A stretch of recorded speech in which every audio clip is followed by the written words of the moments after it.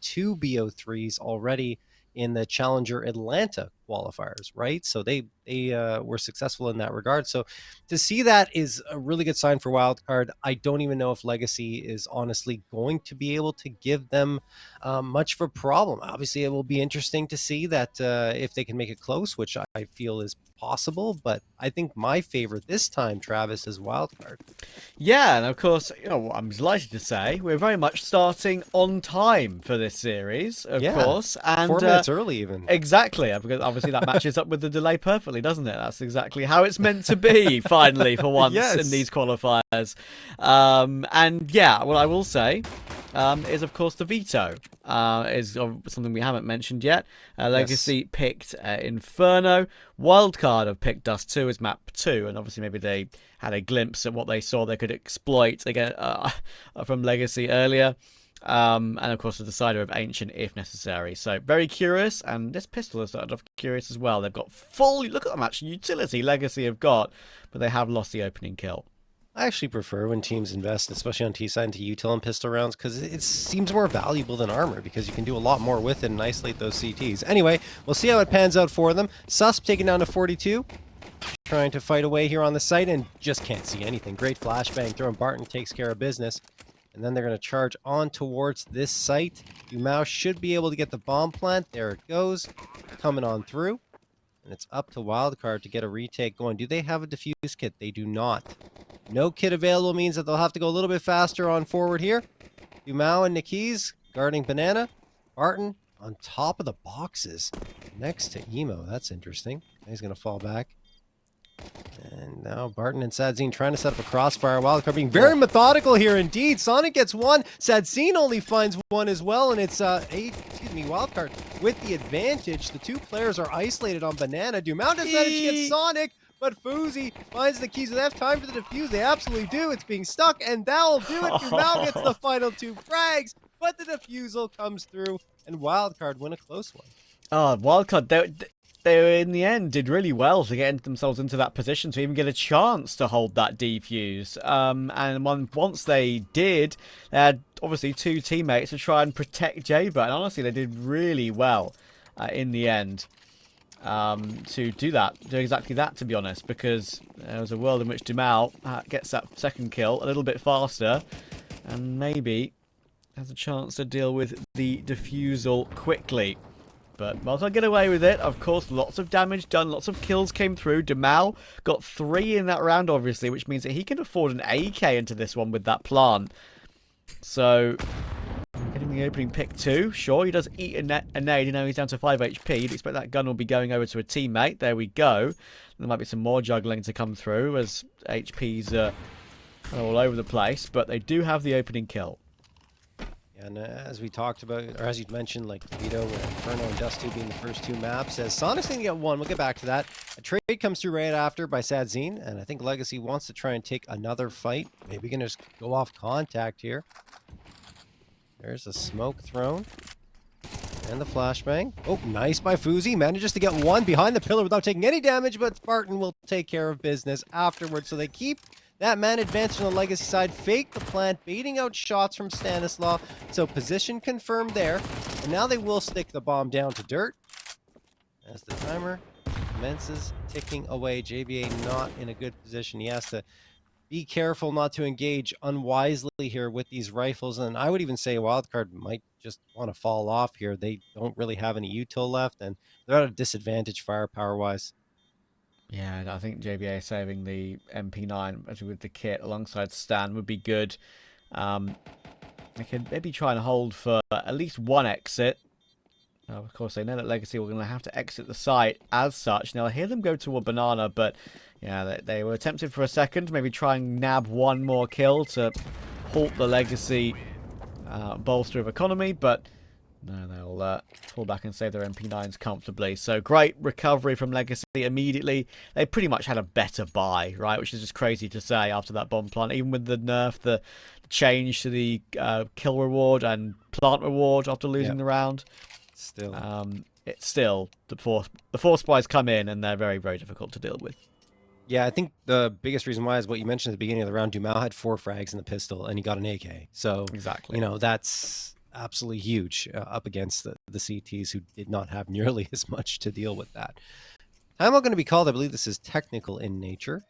So although we started right on time, a little bit early, now we have a tech pause. So maybe that's all going to be neutralized. We'll see. But it gives us a chance to talk a little bit more about the veto. Obviously, we're starting here on Inferno. This is Legacy's pick. It makes sense. It's their second best map. I believe Ancient, their best map, was already removed from the pool. No, it wasn't. It was still available to them. So yeah, they wanted to let it float because I guess they figured because Wildcard like it as well, they're going to leave it for third map, and it was left as map number 3 if we need it. Wildcard aren't slouches in Inferno, certainly not their strongest map, so I definitely understand the pick from Legacy. And then, this is what I want to talk about, going to Dust2, and I mean, having probably just seen that on Wildcard side, what they did to Nouns, I guess thinking, well, you know, it's a better map for us, so we can probably deal with that, but certainly it's not as much of a punish pick as you might think it is on paper.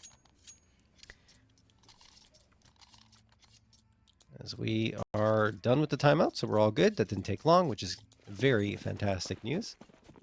And we're back into the swing of things. But yeah, Wildcard's only loss on Dust2 over the last 8 is against M80, and it was in overtime, 14-16. That's how good they are on that map. We'll see if it translates up against Legacy, who they have not faced off against yet on D2. Okay, jumping into it. Legacy have lost the first one, as I was waffling about. 5v4 in favor of Wildcard, but that quickly ends thanks to Nikis. Yeah, Fuzi gets a really nice opening pick with the scout there, and they try and maybe continue their assertiveness, their Wildcard, with the MP9 pushing deep, but it doesn't get anything done. But will they be expecting 3 more players on Banana? Stan has pushed down with the 5-7. He's in a good position now. That resmoke has kind of warded them away, though, Legacy. So we're going toward A, and there's going to be a lot on the shoulders of JBA. There's a bit of fake utility actually in that position, and they are looking like they're insistent on going back, and this could be problematic. Very problematic already. Fuzi gets one and tags the next. He's not even a chance to repeat this and do even more damage. They don't realize there's 2 players close. Oh my goodness, they walked into the spider's web, and the fangs sunk in from Wildcard. Dumao, the last one standing, and he does have a chance still to save the day here, but time is of the essence. Only 25 seconds left on the clock for him to find 3 frags, and he won't find any more at all. Fuzi gets 3 with the scout, and Wildcard are right back into it. AKs to collect as well, just to make it even sweeter. That was just a brilliant read. They didn't bite on that bit of utility that Legacy threw over toward the A site. JBA just stuck there alone. So don't worry, guys. If they go A, they go A. But if they go B toward Banana, then you've probably won the round. And that's exactly what happened. Scout doing so much damage. 2 kills and a tag for Fuzi. Overall. So finish off in total 3 players. Didn't need to do much damage on the next. 5-7 headshot was too much to handle from that range. And of course, the force by wars will continue. So Legacy on a Galil, a couple of Mac 10s, Deagle, P250, utility, full force. And they're now going to take B, and this would be the right call if they can continue with this pace. Wow. Sus gets 1. Sonic the follow-up through the smoke. Finally, Legacy get into the site, but it felt like they should have gone in a little cleaner. Just a ridiculous shot from Sus, who was on the site and exposed. Now Sadzine through the smoke, managed to catch off Sonic, but the frags are fast and furious. We're back and forth here, and Fuzi gets another 2K, looking for the 3rd up against Sadzine, who does manage to dispatch Stanislaw. But Fuzi and JBA are going to double peek this, and it works. Even though it comes down to a 1v1, JBA deals the killing blow, and Wildcard hang on for a 3rd round. Do Legacy buy again here? I know it's not usually the right decision when you've lost the 2 rounds in a row. The force by wars have been broken, but you've brought down the CT side to 1 player alive. Sadzin can buy an AK again. I do wonder. They're definitely thinking about it, but I don't think they will. I wouldn't mind it, honestly, because of how low the economy is on Wildcard side, but Yeah, they're it's playing it also a safe. dangerous game if you do that. Yeah, Yeah. I think it's better to play it safe, Travis. I was thinking, like, I've seen many a professional team buy on a situation like that when they know the CT economy is still fragile, even when it makes no sense to buy. I think actually there's a few situations, maybe even this year, between the end of last year, but still in Global Offensive, where I'd see some IGLs insist on continuing to buy, and it has hurt them. It can be hard to judge which is best. It all comes down to how the rounds play out, of course. But yeah, Legacy it's going to be willing to play the patient game, and fair enough. It's a long game. Right, well, Sus just farming away some frags here. Easy peasy on the anti-eco. Falls off. Takes a lot of damage, so he's just going to tuck himself on top of that flower pot boost. And Legacy have slowed up a bit. Even though they don't have much available to them, they still want to try and play the patient game, it seems, here. To maybe catch off an aggressive CT. They know they did damage to Sus. I think a headshot was at least confirmed in that engagement. Thing is, well, he's out of position in terms of being exposed to Legacy. Sonic waiting at new box. Susp in the crossfire with him.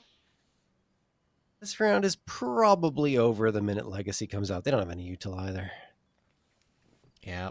It's just the main goal here is to make sure Susp stays alive, to be honest. Because 12 HP, you kind of want to keep this M4, A4 intact, and you know what? He does well. He gets 4 in total. Sure, Sonic will go down, but 4 alive. AK still available. There's a chance they can maybe drop an AWP, but they're going to continue with the rifles for now. Actually, saw that earlier today in the phase game in the full finals. They were very insistent on not going for an AWP, even though they had the money for it, and they just had rifle buys for ages. And then as soon as Brokey pulled it out, he was absolutely insane. So it does make you wonder sometimes. Oh, Sus tries to make something happen with it, but combination of the damage and the Molotov takes him down. That's a little bold from Sus, walking right into that Molotov. I understand the idea, hoping to get an opening frag, maybe a 2K, catching them off guard. It doesn't yield anything, a lot of damage though, at the very least. Fuzi around this corner. Oh, that was a bit of an off angle, but Nikiz catches him offset. Zine gets Stanislaw, and all of a sudden this round is pretty much over in the first 30 seconds. Sonic, last one standing. Nikiz probably just going to cut him off here, and he absolutely does. All clean on the Legacy side. No one falls. There's not really much to talk about with that round. It was literally walk up the map and kill people. Generally, I was not... it's weird sometimes. Rounds don't look as simple as that usually, but it truly was. I think Sus put Wildcard in a tough spot in the first 15 seconds of the round. Of course. Like just charging out like that. I get the idea. If it works out, it's fantastic. If it doesn't, your team is on the short end of the stick already at the beginning of the round. Anyway, looks like Legacy want to go fast here. Right up towards the top of Banana, and Dumao flashbanged and all still gets Fuzi. It's crazy that I managed to nab that one. And actually, somewhat fortunate there, Sus, to not get caught through the smoke by Dumao. He'll now change his position to the site. Obviously wary of a boost possibly to come through above that smoke as well. That ledge smoke will be thrown in to cover the entirety of CT, and he tries to go for something he knows he kind of has to. It could bait in two of his teammates.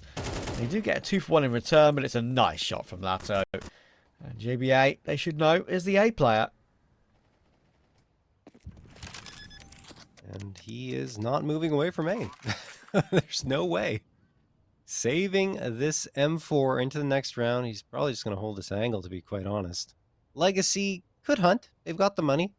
Nice little run from them. Slow start, but they're getting their feet under them now. Will be a third round secured. And here, I mean, again, just kind of a straightforward round. They go for contact, throwing all that util towards top of Banana. They win the opening fight, even though, Dumao is flashbanged. And after that, just keep pushing forward against the wildcard squad that doesn't really have that much in terms of firepower on this force buy, and well done again, taking the fight. I think I just want to see Sus be a little more effective on that banana hold, and I mean, let's be honest, Wildcard does not necessarily like playing on Inferno. It's not their best map, as I mentioned earlier, and maybe they're going to make some mistakes trying to get a little riskier into the faces of Legacy, who they know are comfortable here. And I think that's part of the reason why they go for those types of fights, is trying to get them in that zone of discomfort on the Legacy side so they can't execute as effectively as they're used to on Inferno. I'm sure that's part of the plan for Wildcard. Yeah, to condition them in a way. Yes, exactly. Yeah, I like that thought process. I like this as well for JBA. Unfortunately, Sadsin, even though he's blinded up, timing's a shot, and the main threat of the round is removed. So, looks like we could be even at 4 apiece very soon. I mean, oftentimes you'll see the rifle staying on the site and not getting aggressive in these types of rounds. The pistols are all that's left outside of it. And this time it's the opposite. Oh, Dumao catches Stanislaw looking the wrong way. Sadzine gets Fuzi, and now there's that Suspin Sonic charge down. Hope to get Sadzine. They almost did, but good movement on his part to jump around that corner and dodge those two pistol players. Dumao coming out, taking care of business, so a Sadzine round is over just like that. Easy peasy for Legacy. 4-4 all tied up. Competitive game thus far. Wildcard's buy isn't going to be stunning when it comes to utility, and obviously usually you want to prioritize util on Inferno. It's enough, and there you go. They make the decision. Sus will sell the M4, go for the MP9 to afford everything he needs. So they obviously thought the same as me.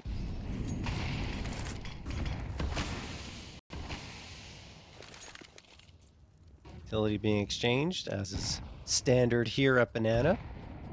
Looks like Wildcard have won the battle, so they will be able to get Banana control. I mean, usually when teams get this, they leave one player towards bottom Banana, and they send the other two to A, but this time they're all going back to A. No one is staying on the B site. They've realized that Legacy have fully committed here, so, I mean, if Legacy decide to fall back, in fact, they still can, B site's open. JBA gonna get a couple though. Barton and the keys dropped, and swinging around is Sadzine against JBA, but there's too many bodies here, you'd think, for Legacy, right? Yeah, Oh, no. absolutely. But Dumao is managing to at least get himself a couple of frags. He doesn't realize that Susp is on his flank, so that'll probably be the killing blow. But Dumao finds Sonic, and Susp hasn't had a chance to strike yet. He's just waiting for Dumao to make the mistake, and he does. Oh my goodness. That patience is, in a situation like that, pays off for Sus, but it could have gone wrong. That was a pretty wild situation, yeah. I mean, that timing for Fuzi to right-click that smoke in front of him on the site definitely wasn't necessary in my eyes. That just kind of, you know, he was obviously caught in the process of pulling out his M4 again. Don't get me wrong, that's one of the main reasons he died. But also, I don't think that smoke was necessary. I could have given him a chance, perhaps, to get that one more kill needed to make the round a lot more comfortable in the end, but yeah, Sus does really well just to keep himself in that position as well toward that pickup truck position on shore is very nicely done. Following round, they'll know, of course, that Wildcard's money is still very much in the bin. They'll have something, but not a lot. So they try and work their way up mid very quickly. Unfortunately, one tag is taken to the molly, so it kind of gives up the plan, but JBA's plan was also given up as he was spotted on the balcony. So he'll fall away, and Fuzi, he's not ready for them to be up short so quickly as they are.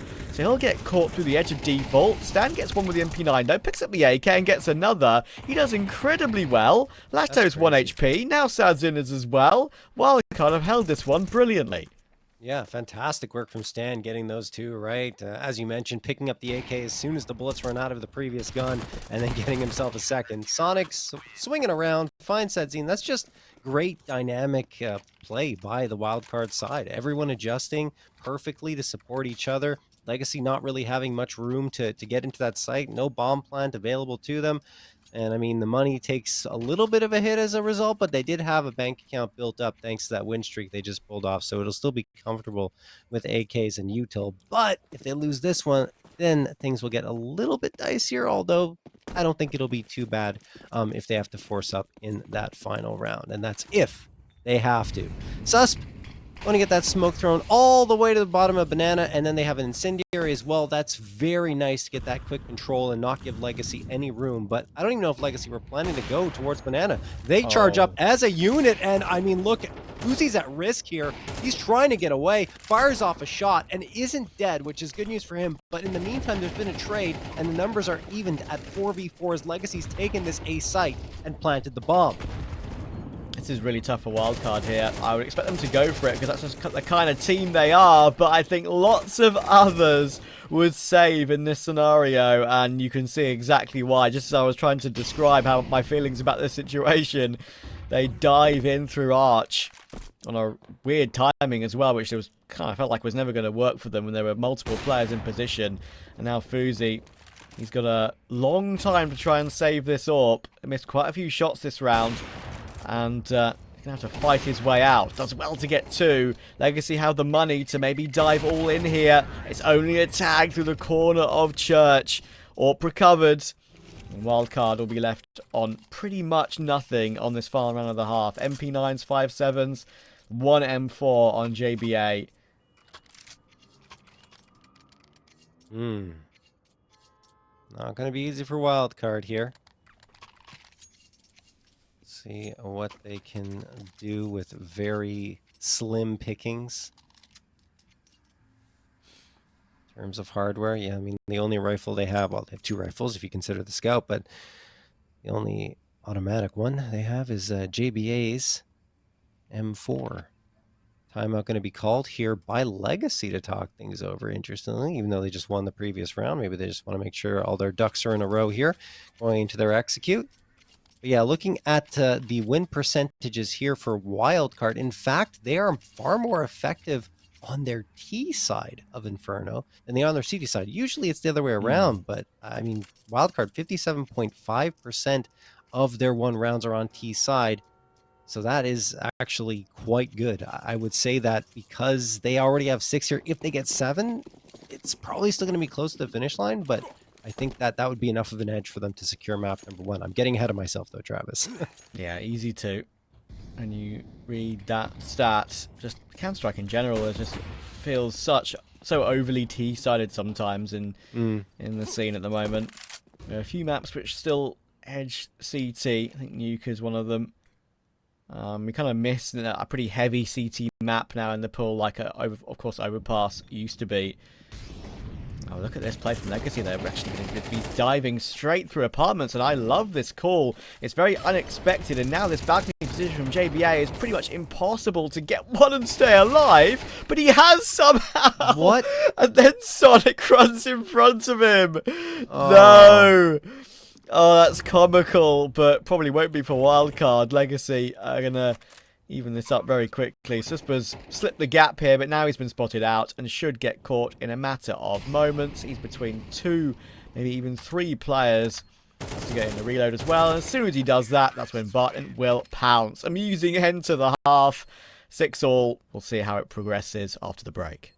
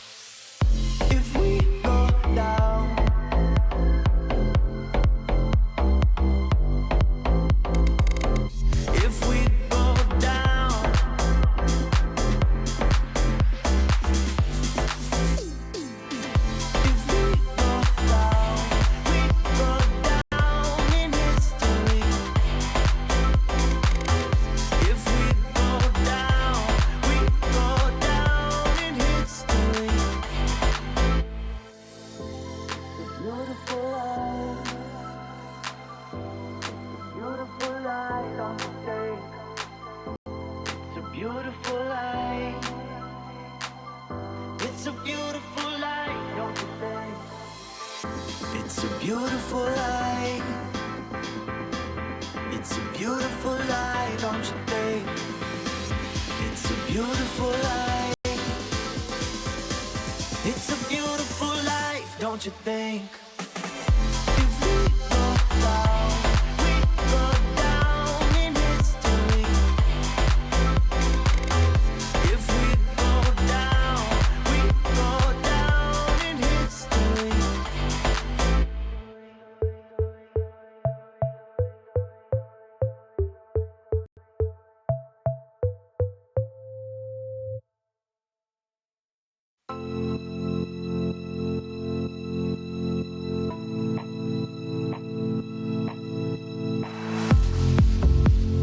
How can I save you when you're tangled in your lies? Caught up in the middle, I can see it in your eyes. Lonely in the corner, waiting for somebody to come and save you from the cold.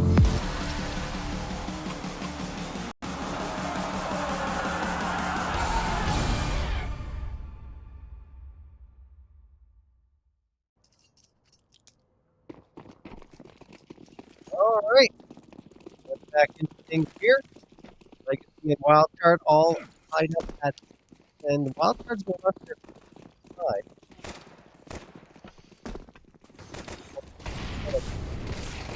Against Legacy so far, Dumao is going to get the opener fully blinded, and that will allow Wildcard to push up, but they had to wait for that Incendiary to fade away here, Trav. Actually, surprising that an Incendiary's been bought up, because Incendiaries kind of suck on CS2. And you know what? It actually works to good effect, at least in this round. It helps out Dumao to get his one and delays him slightly. But look at Stan! He and Sonic just push through the CT smoke and play contact on it, basically, while the bomb is already down. It leaves Lato and Barton a long way away. They know what's going on here. Fuzi will swing for the kill, and he should get the last as well. In fact, it is Sonic to grab it. Triple kill for Sonic, and Wildcard are off and running. Wow, that was something else coming through from Wildcard. And I mean, I agree with you, by the way, on the Incendiaries. They really have been nerfed, I think, too much, right? Yes. Because they cost more on CT side, and you're getting a lesser product that lasts a lot less time. I like the idea of having them be a little bit smaller in terms of radius, but they really went too far. And it's specifically for this map on Inferno. I think that's why they made that change. That's why I don't necessarily... Okay, wow, what's happening here? Sus gonna get two with the Molotov. All right, Barton and Aki's just run to their doom, pretty much, trying to do damage and do none of it. Well, that's the end of that. But I guess just to finish my point, I think that a buff to the Incendiary is required. You don't have to bring it back to the radius of what the Molotov has, but right now it's not effective on most maps, I would say. It's funny, Sus heard us and was like, let's show you guys what the Molotov can do, Yes, not the exactly. Incendiary. But yeah, I completely agree. Like, ideally, in my world, I'd change the Molotov to 500 and the Incendiary to 400, if you're keeping them the same, at least. Let's check to see if this goes fine. It should. Yes, we're all good. Dumao should be probably trying to save the 5.7, or maybe try and find a weapon somehow. It's up to him whether he wants to keep the armor or not. But, yeah, like, I would swap prices, pretty much. If we're not changing the way they work at the present time. And I would also say that, no, sure, lots of things suck for the CT side in this game, in terms of economy, in terms of the Incendiary. But I do think it's balanced out by how overpowered the 5.7 is, and how powerful, I would say, maybe slightly overpowered, the MP9 is in general. So... you know, they're helped out by having two very, very good weapons to force buy with. But, so I guess all's well that ends well, maybe. Like, it's 50-50. Yeah. But I would make a Molotov change. You're absolutely right. Yeah, there's something wrong there with the Incendiary now. It's like, it's just No. Doesn't do any It- damage. It's not just the fact it's Yeah. smaller. It's like it barely does any damage as well. I mean, you have teams that sometimes just call it, run through it, because why not? Like, it's not going to do that much damage to you. You'll get out of the Molotov if it's thrown right at the beginning with, like, I think 80 or 75 HP. That's really not that bad. And then you can Yeah. continue fighting. So it's not even that much of a deterrent anymore for the Ts.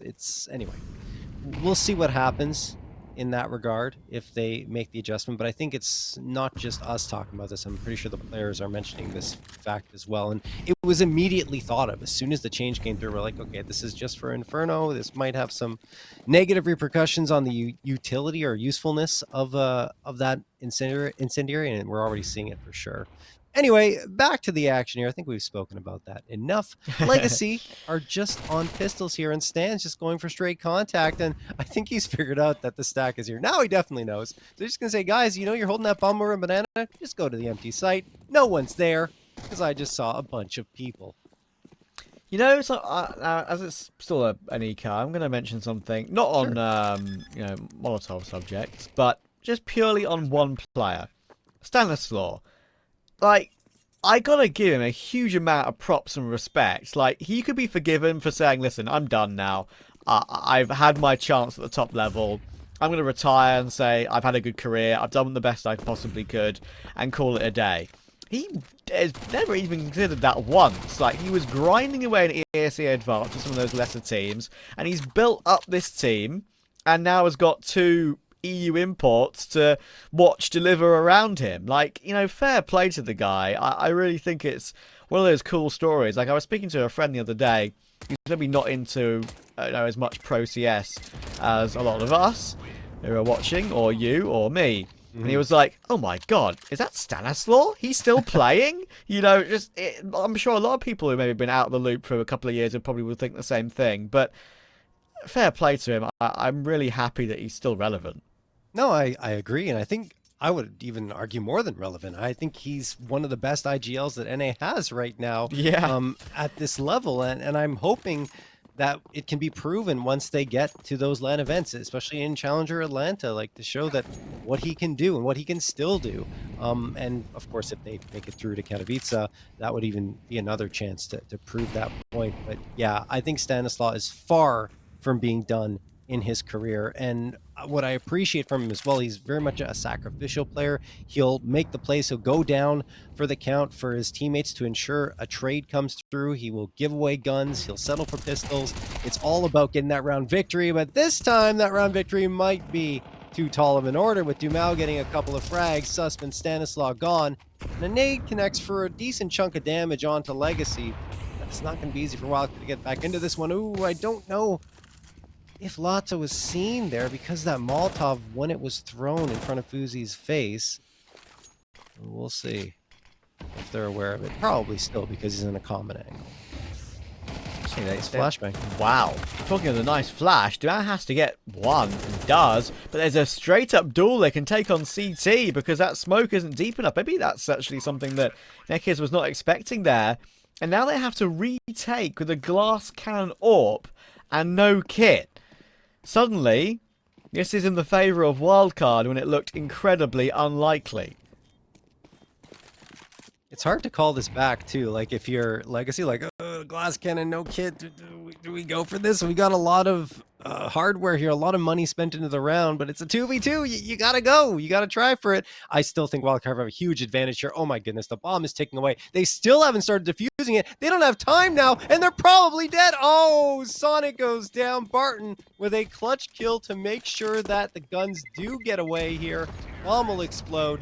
No one else will fall to it, but that's a 10th round for Wildcard, and a difficult one to pull off at that. It all started with a beautiful flashbang to clear out the one player in towards the flower pots, and then they swing around and find the site player as well, and only lose one in that engagement with Dumao. After that, Sonic wins the straight-up duel. Like you said, because the smoke was not thrown in a good spot, there was a huge gap, and it was easy for Sonic to engage there, maybe to the surprise, like you were mentioning, of Legacy. And after that, I mean, just Wildcard burned so much time off the clock, and Legacy couldn't find the bodies. it's the initial call that makes that round a possibility, Yes. right? It's the call that when they're in such a disadvantage, they're just like, guys, let's go in anyway. Let's just, I don't think we're going to have a good chance if we, waste the clock and let Legacy position up into crossfires. I think it'll be impossible for us. Let's keep going. And even though it looked like a very unlikely situation, they managed to find a way to recover it, and they did very well at doing so. It's you would have thought they would have just been instantly taken down, and maybe in another universe they would have been, but well played. That's a huge round as well. 10-6 to score, a nice gap of 4, trying to close the door on Legacy. Oh, some aggression coming through there from Barton to the apartments, and it pans out. Sonic first victim. First 15 seconds of the round. The Wildcard's kind of scrambling a little bit, because that was the bomb. I gotta grab that. I'm surprised Legacy didn't realize that and hold it. They fell back. Could have had a huge advantage here if they just stayed with the bomb, but instead go back to the bomb site. 4 players on A, only 1 on B, and Wildcard's still poking around both bomb sites. They haven't decided where to go, and I think one thing we saw on the Legacy T side is they like to go fast more often than not, just their style. Versus Wildcard, Stanislaw, he will burn down the clock and make you make mistakes. And that's what happens there, right? Nikis gets a little impatient, comes around the corner, JBA gets a freebie. Now Wildcard can work their magic towards the B site, which is much lighter. Only Dumao here. And if the timing is right for Wildcard, they could isolate him without losing another body. Oh, he only just gets up on first orange before that smoke fades in front of him. Actually judges it relatively well as when that's going to dissipate. Needs a helping hand for some utility though. Oh, they're also blind, and that helping hand does come in from Lato, but unfortunately the Molotov spreads and Fuzi will take that kill. So again, Wildcard have made their way in. Plump will go down on the fountain. Oh, maybe that's a bad mistake though. The CT smoke has faded. Oh dear, that's a big oversight, and JBA, low HP, planting the bomb, gets away with it. Maybe Fuzi can bail them out because he's taken Sadzin out. It's now Lato and Barton to try and recover, and Fuzi, we could play the timing, and this could be an absolute masterstroke. It's being looked at by Barton, but he still goes down. He was ready for it, and now 13 and 16 HP on Fuzi and JBA. Surely it's still going to be too difficult for Lato, and he gets taken down as well. John, that was unreal. Oh, it was beautiful. That's a piece of art right there. What Wildcard just pulled off, Fuzi and JBA. Fuzi in particular, right? I mean, going in on that flank, coming through, getting Barton, who actually started to realize something might be coming through, but Fuzi finds that headshot and then falls back, survives, doesn't allow for that engagement to happen, for the trade to come through, and throws has the force of mind to throw that flashbang over to support JBA, which makes the last player look to the left and say, are they trying to look for me there? Yeah. And that moment of hesitation gives JBA a slight edge as the player's turning around and going back to check his angle instead of hard clearing that dark corner. Wow, that was gorgeous from Wildcard. They're really finding a way to pull these close rounds out of the fire, aren't they? And I guess that's what comes with all the synergy they've got from playing on LAN, playing in Pro League, all the games they've played in North America that have gone so well. Just the confidence as a group that they have is pretty evident right now. And yeah, as soon as Stan got caught out planting, his only one way of describing this, his ass was sticking out in the open on that plant, and you'd thought that maybe that could spiral things, but they were calm about it, Wildcard, in a manic situation, and once again found a way. Very much thanks to Fuzi, that's for sure. Yeah, and also JBA's movement, right? Because he knew that there was, I think, an op watching, and he managed to jump around it. He got legged, but he still survived, and then got to the site to plant that bomb. Wow. And that was only with 12 seconds left. You're right. It needed to be cool, calm, and composed, and they were all 3 of those things. 4 AKs in the MAC-10 coming through for Wildcard here. Trying to put a stranglehold on this map. That is Legacy's pick, by the way. And all 5 players going to A.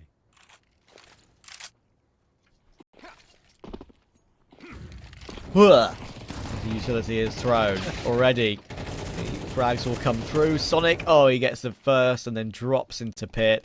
There may have been one bit of CT rebuttal, and there were plenty of players on the side, but even a stack can't stop Wildcard. And right now, that Wildcard has certainly been stacked. They're stacking the deck right now and trying to remove Legacy from Inferno.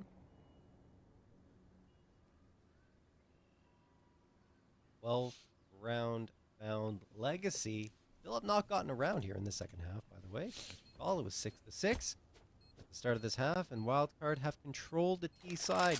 Did talk about it. Their T side is much better than their CT side, and I do agree with you, Travis. Typically, you know, maps are more T-sided in CS2 because of the slight peekers advantage, because of the way things work in CS2 versus CSGO. But on Inferno, I've found that most teams are around the 50-50 mark, excuse me.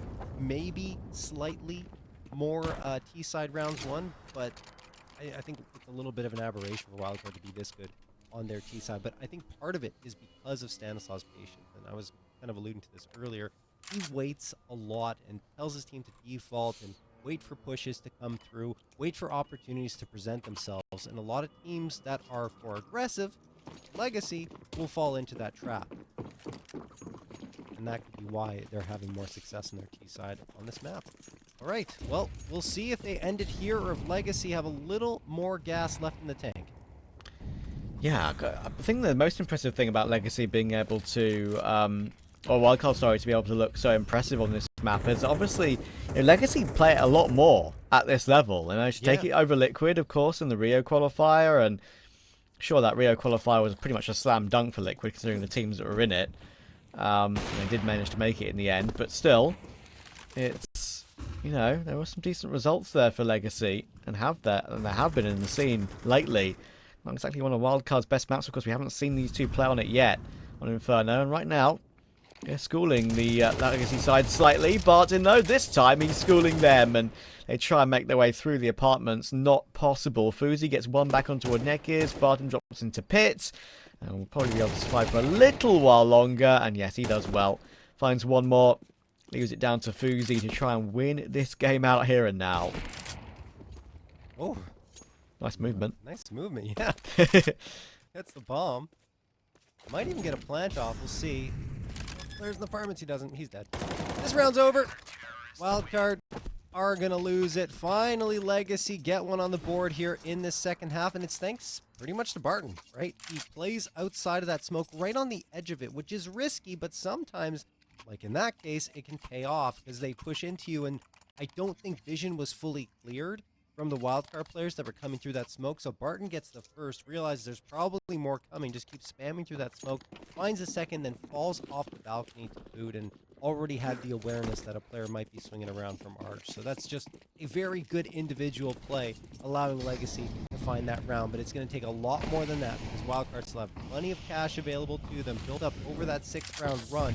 That means AK's come through once more. Dumal's trying to take a quick fight, wins the first duel, but loses the follow-up against Susp here. So numbers are even. Nade sails through, does a little more damage than the keys, but I don't know if Wildcard are going to want to push much further, at least not yet, towards B. Again, probably going to slow it down. I like the timing of Sadsin peeking mid like this. Oh, I did like... Wait, Sus wasn't even full HP. How's he hit him from like 50 to 13 with an AWP? Oh, Counter-Strike 2 is a cruel mistress sometimes when an AWP barely does any damage through a wall. It can happen. I've seen it happen a lot. Hits his shot, doesn't get rewarded, and now... Button on the site. What can he do? He finds a 1-for-1. Neckers is here too. He has to deliver, but it's only that one. Look how low they are. Surspa's found 3 kills in this round, but Lato is so far away to save the game for Legacy. It's one bullet on both these two players, but it's Inferno A site.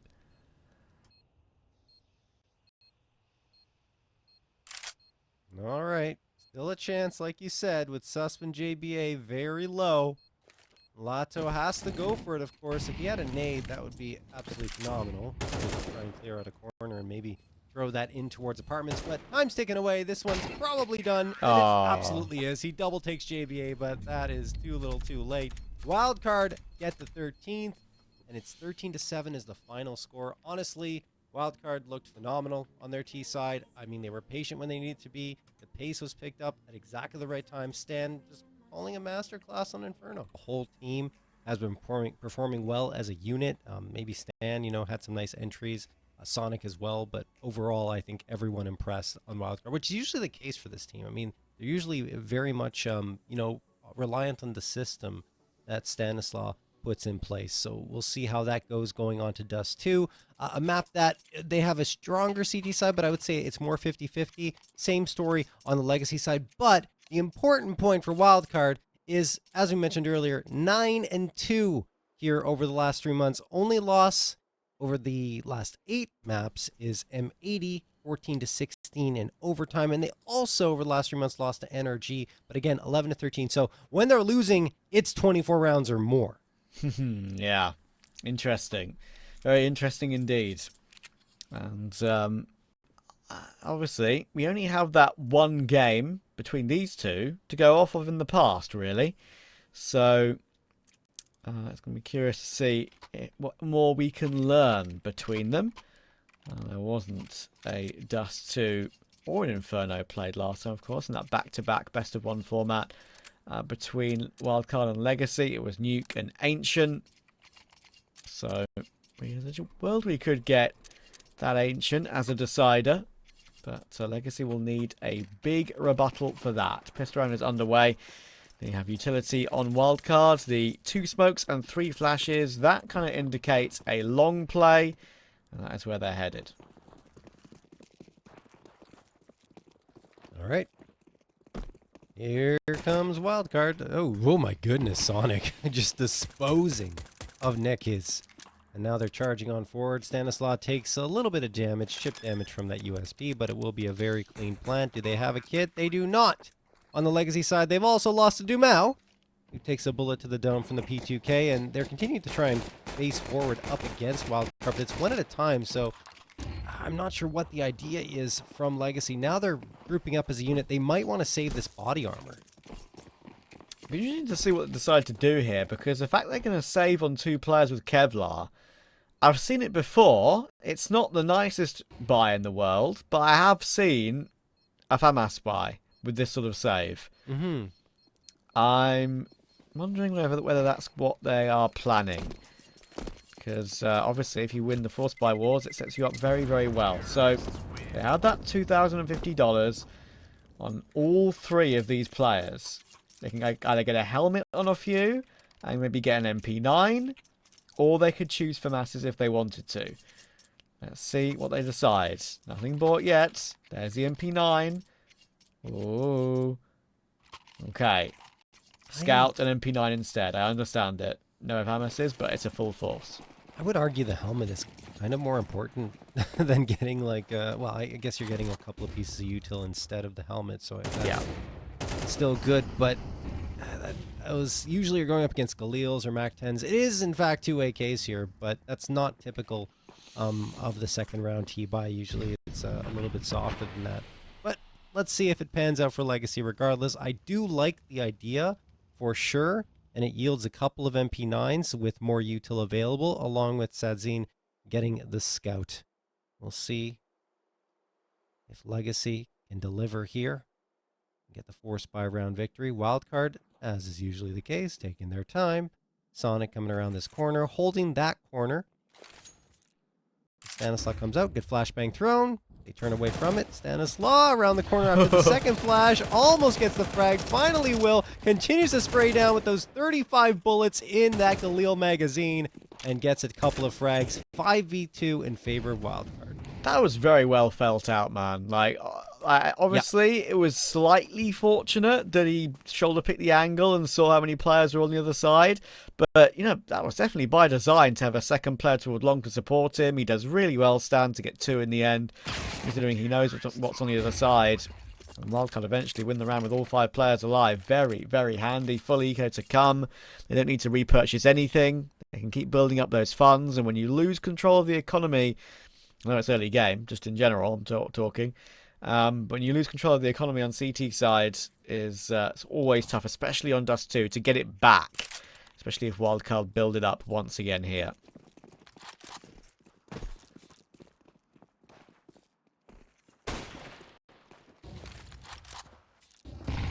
Alright, well, just going to be pistols here for Legacy.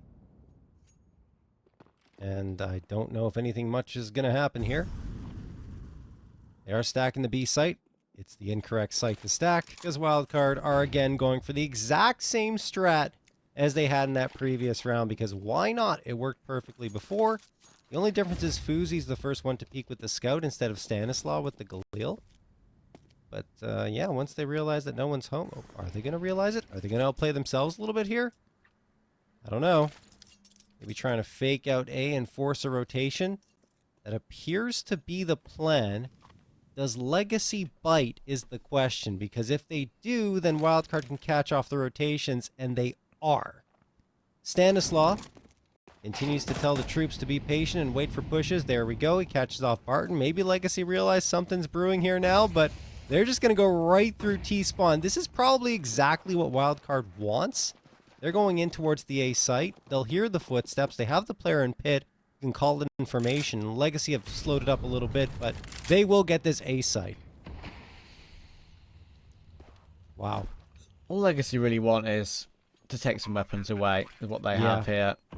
And I got to give some props to Wildcard. You know, in a round like this, they know what Legacy have. Yes. They know they've committed to the full eco, but yet they've well played this round and well thought it out at the same time, when they could have easily been forgiven for pushing toward long as a 5, going up as a pack and saying, we're going to win this round because we have the weaponry advantage. No, they actually think it out, even on a round like this. Yeah, I was actually going to compliment them for the exact same reason. So you took the words out of my mouth. I'm sorry. It was no. It's absolutely fine.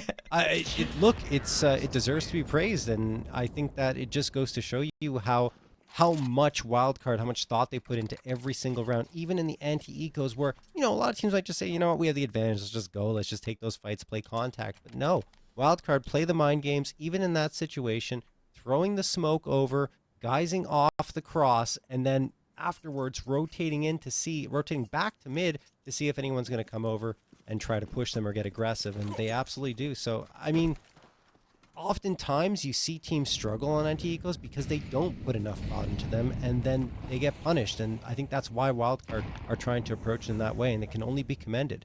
All right, let's go into this round now, though. The guns are finally out for Legacy. 3 A1Ss, the A4, and the AWP available. On the other side, there's tons of money for Wildcard, but of course, they're just going to keep running what they had, so no op for Fuzi yet. We'll see if that makes a difference in the round. If they end up winning their bonus round, that would be rough for Legacy to come back from.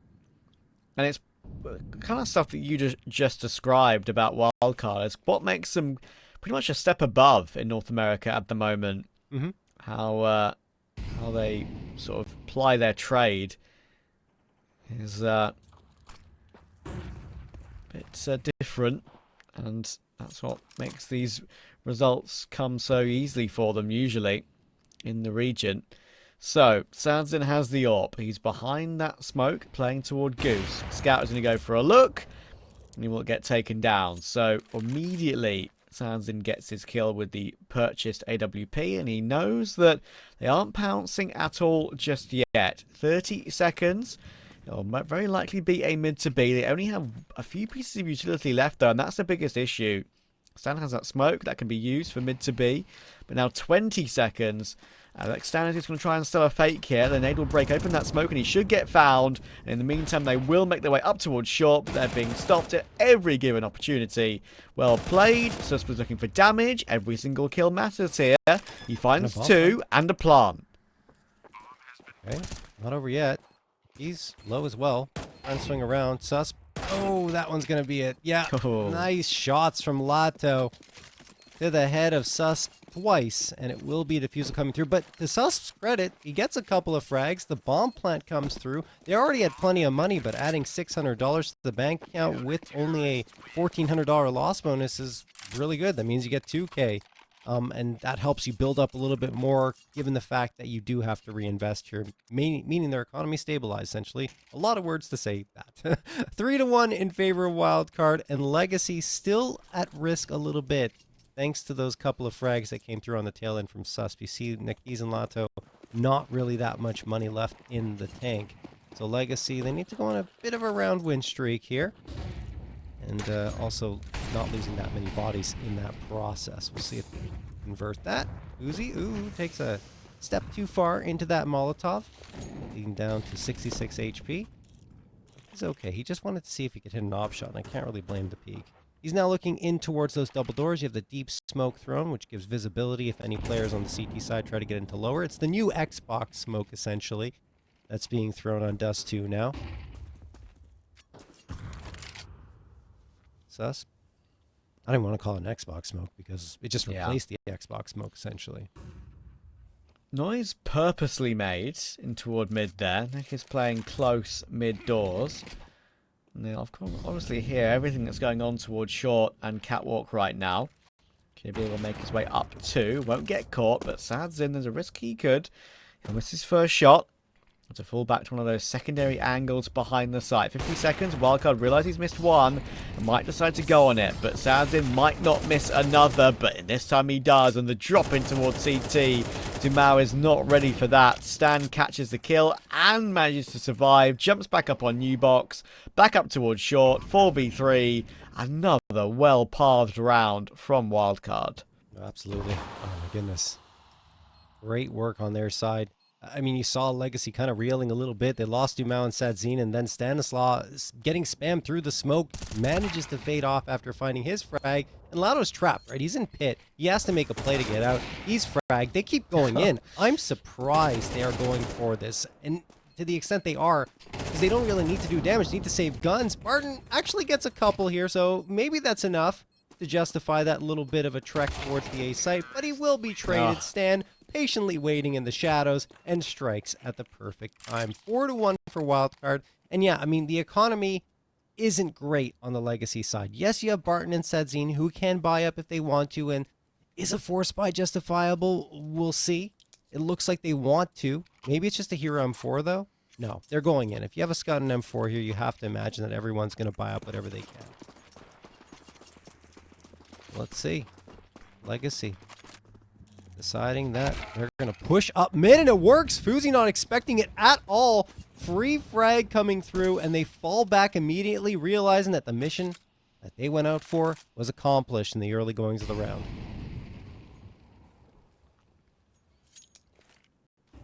That's important. Well, I really, small side note as well, I really did like the way Wildcard dealt with that save possibility at the end of that last round. Yeah. Stan waiting in mid, just being an absolute nuisance. And then, of course, Fuzi, I think, was even just tagging him through the smoke as he was trying to back away with the pistol. Death by paper cuts. But this round is going to be a bit more difficult now. 4v5. They are posturing toward tunnels, and they haven't actually gone anywhere near B, it feels like, in this game thus far. So it's going to be a bit different. But Barton, that's not a great angle. No. That is not a great angle. Bit of a left eye peek, arm shown, and it's basically gifted Wildcard the site overall. That's really, yeah, I think you put it aptly. It's not a good angle at all. When you're holding like that, usually what you want to do is tuck yourself in, take that silencer off the M4A1S because it appears around that corner, and then wait for them to come into your angle and see them come across and hopefully overlook you. But in that situation, you're seen first. Like, he was seen before he had a chance to really fire. And yeah, it's just like that 90-degree angle hold in that situation. Yeah. It's just, it doesn't work. You're in trouble more often than not. So yeah, As soon as Legacy I saw just it, have to save. Yeah, as soon as I saw it, I didn't like it. I mean, I heard your comment as well, like your little groan. It's just like we kind of felt what was coming. I'm going to complain quickly about this. I think it's absolutely ridiculous that you're able to save. If you're all full HP, I think it's absolutely ridiculous you're able to save all your guns on car, on B, while the bomb explodes.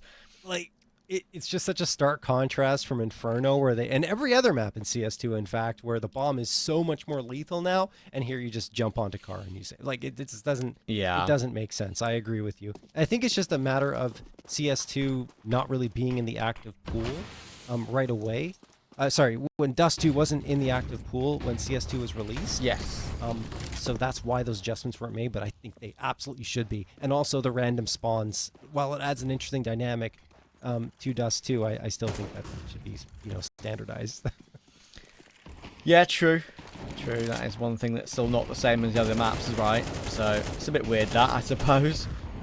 Anyway, Anyway, yeah, but we've got faster play from Wildcard on this one. They actually got sussed out toward long very, very quickly, and already got control to the site thanks to all this. And able to blow open that smoke. They realise it's now clear behind it. Fuzi is set up. He finds 2. Pistols are being locked away. He's even legged Lato as well. Or caught him through the CT boxes at least. Look at JBA already on B, looking to remove the possibility of anything being saved. I think he's heard Barton traipsing through the tunnels as well. This is incredibly thorough from Wildcard, and JBA is making it look easy. And yeah, I think the only caveat to that saving on car thing, that's unfortunate to Mal, is the fact that now, when the bomb explodes, a lot of damage is onto your Kevlar. So, sure, it's a rarity, especially it happens on Inferno more often than not. Obviously, saving in pit, you can take lots of damage to your Kevlar. You can then get hit with a nade in the following round, and that could just remove your armor straight up. And you have to play the round armorless. So, I've seen that happen much more often on CS2 as it does more damage, which is nice. That's a nice thing to have, a nice change. But, yeah. Anyway, ramble over, as that was a save I was talking over, of course. Unfortunately, we need to see something from Legacy here, and they're going to use a tactical to figure that out. I just feel like, I guess since we have the time, I'll like carry on for your point there. I just feel like if you're on the bomb site, you should not survive. Like, that's it. If you're within sight lines of the bomb, you should be dead. Specific area you should use, yeah, maybe. I don't know. I never really thought that made sense. But, you know, I guess there's some sort of strategy around it too, so I can understand the players not necessarily wanting it to completely disappear. Well, moving on, though. The timeout has ended. We've talked enough about it. 6-1 for Wildcard. Legacy really are not faring well here on Dust2. And Wildcard win most of their rounds on CT's side.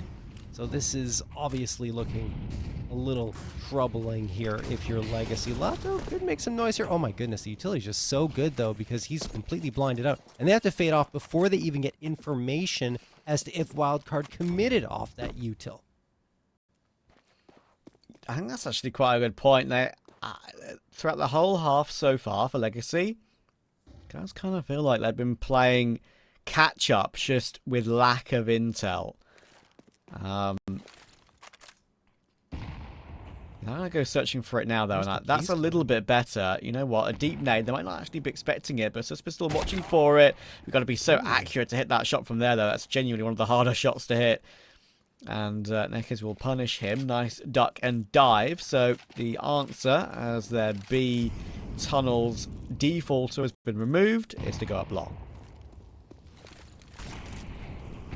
Not a bad idea either. There's 3 players here ready to greet them. 1 on cat, 1 CT, and 1 site. See if they get the site player or anything at all. Sadzine connects for a shot, and I mean, bodies are dropping here for Wildcard, leaving it all up to Sonic, and he's got the AWP. Not the easiest gun to get a multi-kill with, but he only gets 1, and then traded out by Sadzine. So finally, Legacy get a second on the board. Wildcard just fumbling a little bit there. It felt like in the early round, things were going well. They had the advantage, but as soon as they lose 1, they try to force the issue towards the A site. There were just too many bodies for Legacy to deal with. Finally something to work with for Legacy. The main thing for them, which is rough, is they've got probably this buy and another after that, and maybe even a half investment after that to worry about. You have to make this comeback in this first half the hard way.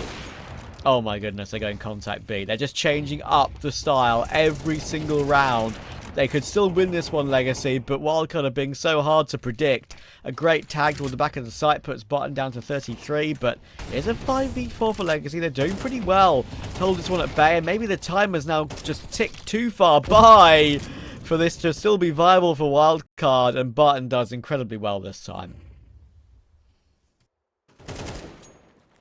I appreciate the change-up pitch thrown by Stanislav. That's something you have to be wary of when you're playing up against him. But it just doesn't really pan out. Okay, hold on a second. They have the bomb. Maybe they're cooking. Yeah, they don't have the bomb in their hands on the Wildcard side, but how much util do they have? Ooh, only a Molotov? Yeah, maybe they can find some stuff on the ground off the body here towards mid. I'm not sure if there's even any util available. But the rest of the util that would have been dropped is in the B site. It was just Barton holding his own, right? Getting those 2 frags and forcing Wildcard off the site, thanks to, I guess, using those smokes that were thrown as to his advantage. But 30 seconds left. I don't know how much Wildcard can find, or if they're even looking to get that bomb back. It might just be trying to do economic damage at this point, which is still very valuable.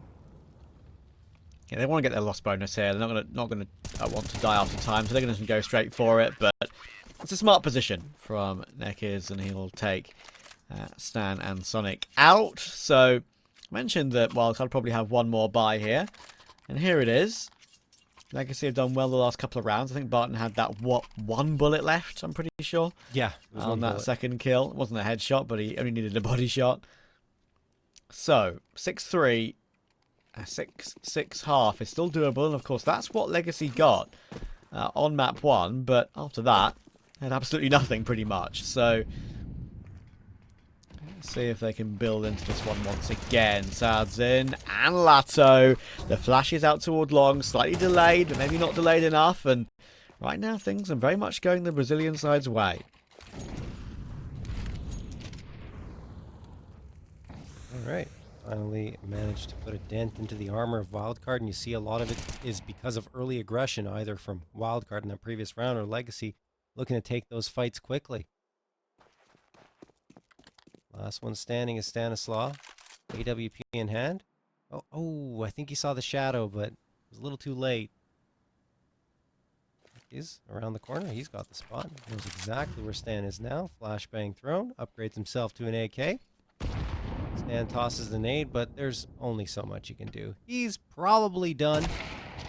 Oh, still gets a shot off against Nikiz, but yeah, as predicted, Lato right there for the trade, and it will be a 4th round picked up from Legacy. They were down 6-1, but now 3 in a row on their side, and finally the economy of Wildcard has been broken. Yeah, it took a while. Like I said, I mentioned Legacy are going to have to do it the hard way and break it down, and you know what, they have. Fair play to them. They're in the game now. It looked like it could be completely done and dusted at 6-1. This should be 6-5.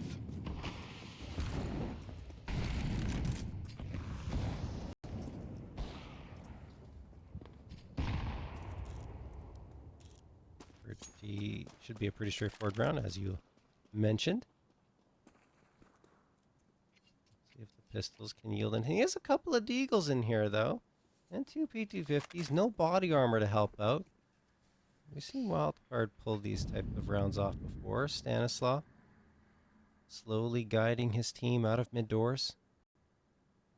The mid hold actually has been a little soft for Legacy. They left a lot of gaps here, although they have Sadzine on car who can watch cat and mid. Oh, but the timing is actually not in his favor. No information that there's players up mid. Now there will be, thanks to that peek from Nikiz. So we can alert the 2 car players, and yeah, who's it going to expect double stacked up players at car? No one. Double stacked on car on a Saturday evening. Crazy. Who'd have thought it?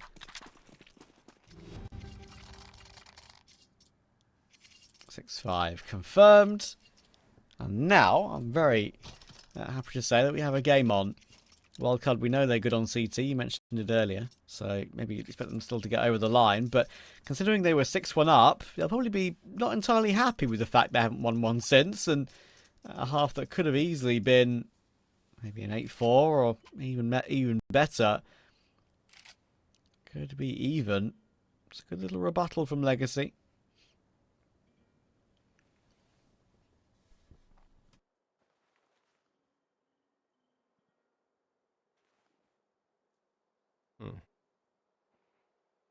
All right. Time months expired here for Wildcard. I mean, they will have a buy up again. Their last one of the half, because it is the last round of the half. 4 AKs and the AWP. Util's a little light for Sonic, but everyone else is pretty good in that department. On the other side, Legacy still have a couple of AKs to work with on the defensive side, and Nikiz, he wants to push up. Seemed like it anyway. There, he throws the smoke for himself. Just trying to give Wildcard something to think about, but Sus finds the opener onto Sadzine. Gets traded by Dumao, and then Nikiz finds JBA. They tried to go fast up Cat, but it didn't work out, and now the 3 players at long are going to have to do it all themselves. They've got Lato watching with an AK. Smoke gets tossed for cross. Flashbang as well. Wildcard, I thought for a second they might want to try and double back again, but no, they're fully committing to this. And Legacy's got the bodies here once more to deal with this advance. Stanislaw, oh, gets flashed, but it doesn't really do that much damage to his vision anyway. And Nikki still gets 2. Uzi, last one standing, throws the smoke onto the site and is dead. Lato finds that frag. We're tied up at 6 as we head to the halftime break.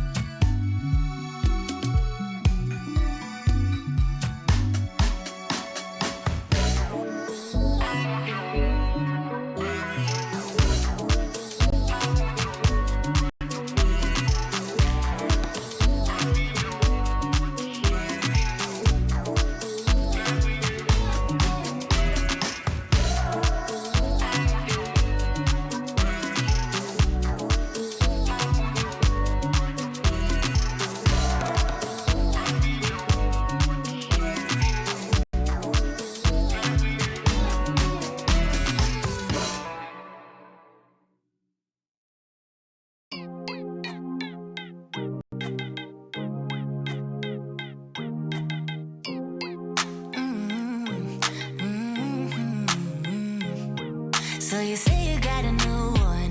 I know that you're trying to believe that you can fake a whole scenario just to make me jealous. Your shadow keeps stalking, and we should stop talking. But we got that special something. Say it like you mean it, I won't fake it and believe it when I see it.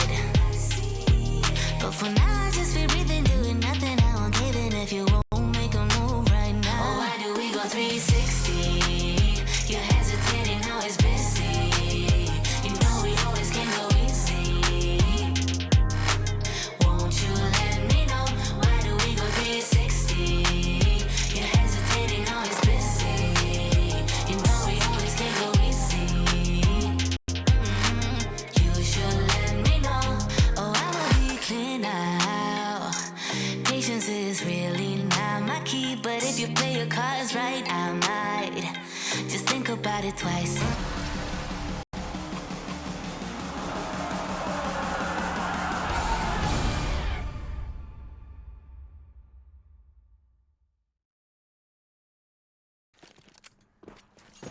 Alrighty, we're back into it here. Pistol round, second half, second map. Already a 1-0 lead for Wildcard. This is their pick, and it started off swimmingly, but then it was 5 in a row for Legacy to close out the half. Trying to get back to their winning ways are Wildcard here, and Sonic gets the opener, but Sadzine and Akiz respond in kind to give themselves a 4v3 advantage, and Fuzi's down to 9 HP. A lot of work for JBA to do. He gets one, but only one. Still a man advantage for Legacy. Really good work from Legacy in the last few rounds, and they complete the pistol. Fuzi's still here on low HP. How's he doing so much damage with only one bullet from death? I don't know. And now Stan, he's kind of betwixt in between right now. There's a chance he can maybe grab one. It's great movement on the new box, but he can't adjust the headshot. And Demau hits a big triple to get Legacy into the lead. Yeah, that new box boost up to Cat has changed the dynamic of Dust2 a lot on that A site, and you saw like really good movement from Stan to keep noise to a minimum. as he's going up there, but obviously Legacy just a little bit sharper, and they've got the lead, I believe, for the first time in this series. Yeah, Wildcard was ahead every single time or tied. So finally Legacy have something to celebrate here. Stanislav running right through that Molotov as Wildcard are hoping to push up mid. They have to wait. Now here they come. 4 players charging up and then immediately backing off, saying, you know what, it's too late now. They're already maybe towards this A site. Let's try and get back in there. And Niki's around that gap, spots them out, should be able to spam them down with this Galil. Takes a lot of damage, but he still manages to deal a couple of kills out towards Wildcard, and this round is probably over. That's the very quick 8-6 conversion. Snowstorm goes down. We actually will be Lato's jumping Mach 10. Making sure to get as much money as possible. And now the guns can come out for Wildcard. How quickly do they get back into this one? Legacy have done some great work to keep themselves in the conversation. Of course, I can confirm now that the expected result has come through. In the lower bracket matchup, Marca Registrada, the unlikely qualifier from the open qualifiers, of course, putting their name on the map on HLTV. Fair play to them. And the Mexican-Venezuelan team. But they are out now. Nouns have taken them down 13-5, 13-5. So Nouns are through to that lower bracket consolidation final. So loser of this plays Nouns. Winner goes into that grand final to play for that one spot in Challenger Katowice. Fuzi will miss that opening shot, and now he's under a lot of pressure. This is a horrible position to be in. And Stan, he'll go down as well. This is already looking good for Legacy. Wow, just storming onto the site. As we talked about before, Legacy's T side is blistering in its pace. Don't like to waste time. And is this going to be a 4? This is a 4-man save from Wildcard. I don't mind it because of the fact that they don't have much money left, but they were in a position to challenge a little bit. I guess you could argue because they're coming from CT, their pathing to that A site is a little bit rough.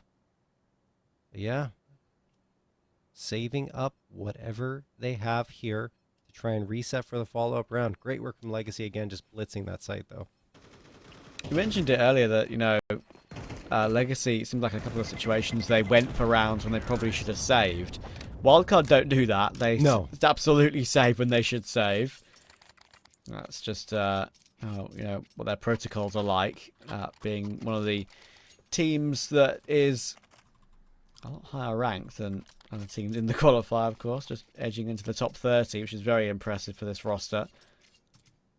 And Legacy, they'll be very happy with how things are going, though.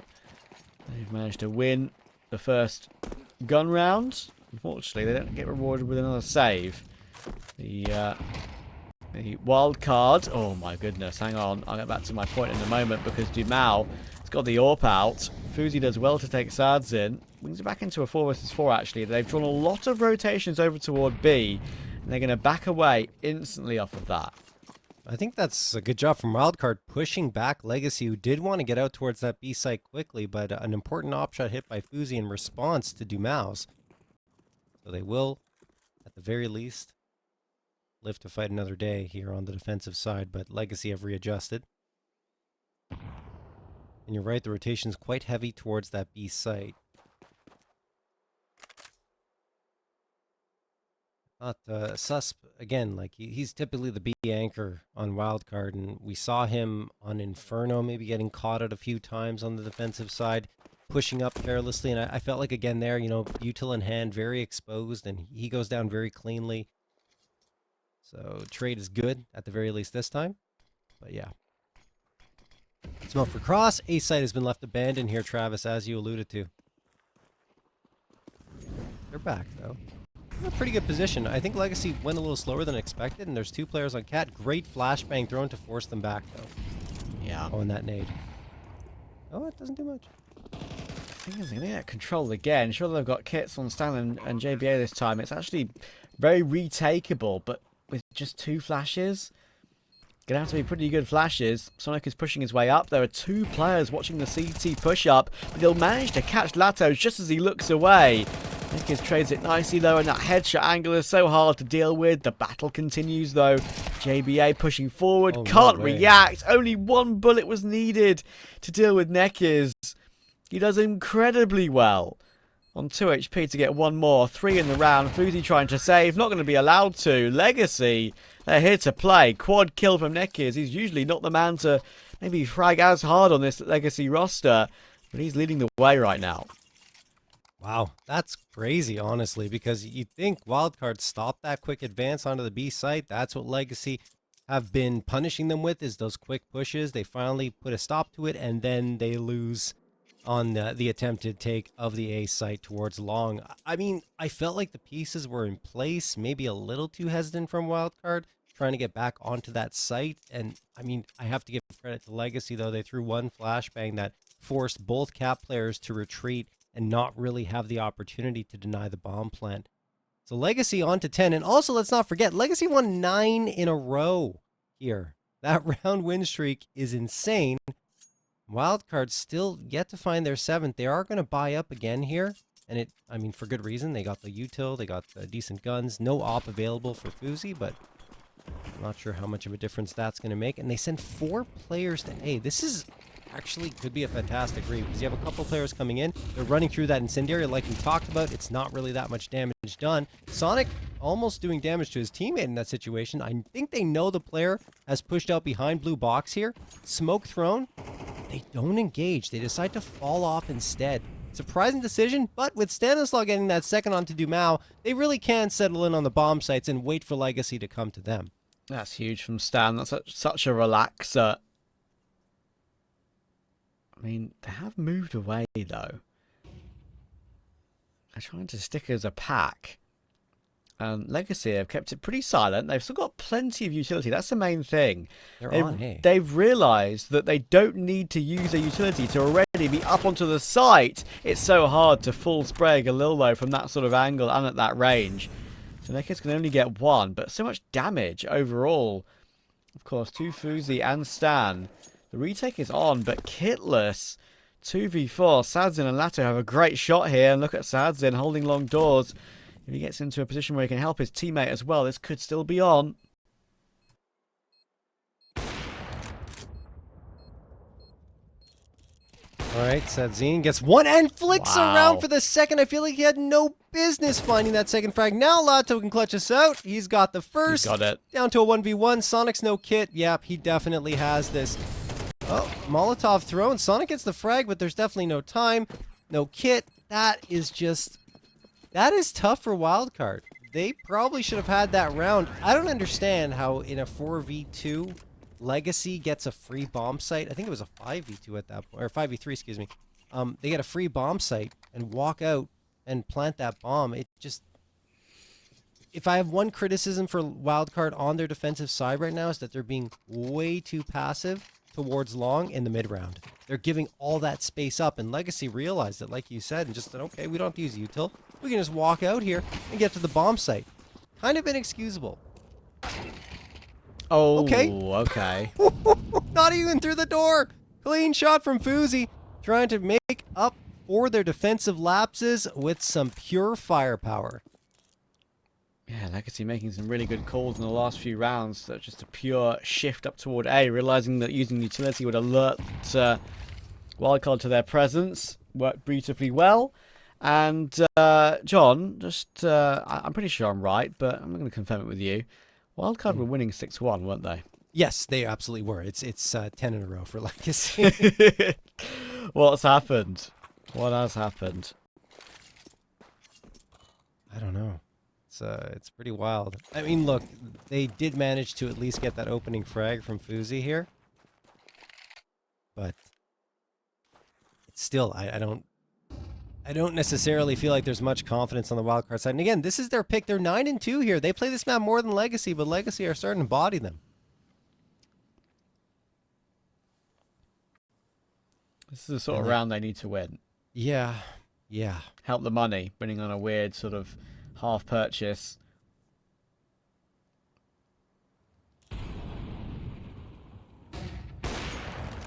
Oh, good flash. It gets Dumao into pit, and you know what? That's brilliantly played. Forces Fuzi to take the shot, gets a favourable angle for Dumal, and he takes advantage of it. JBA behind the site, Molotov forcing him back away, Legacy making all the right moves at the moment, and Lato is doing so much damage, and even getting that kill next to the smoke. That click doesn't work out. Susp is last alive with a 5-7. Legacy, they are back on form individually, and it's showing. Oh my god, they just keep bullying them towards long round after round after round, and there it is. Susp gone. 12-6 for Legacy. They are absolutely, totally in control. They're trying to end this one on a win streak. Timeout called from Wildcard. They have a buy-up coming through. It will feature an AWP. Sonic settling for the MP9. The rest of the players on M4s, but they have just looked not great on their defensive side here on the map on Dust2. And it's kind of surprising because they're usually really good here. What is going on? Feels like they're afraid to take those long A engagements, and they're just giving way too much space to Legacy, or are happy to oblige every single round.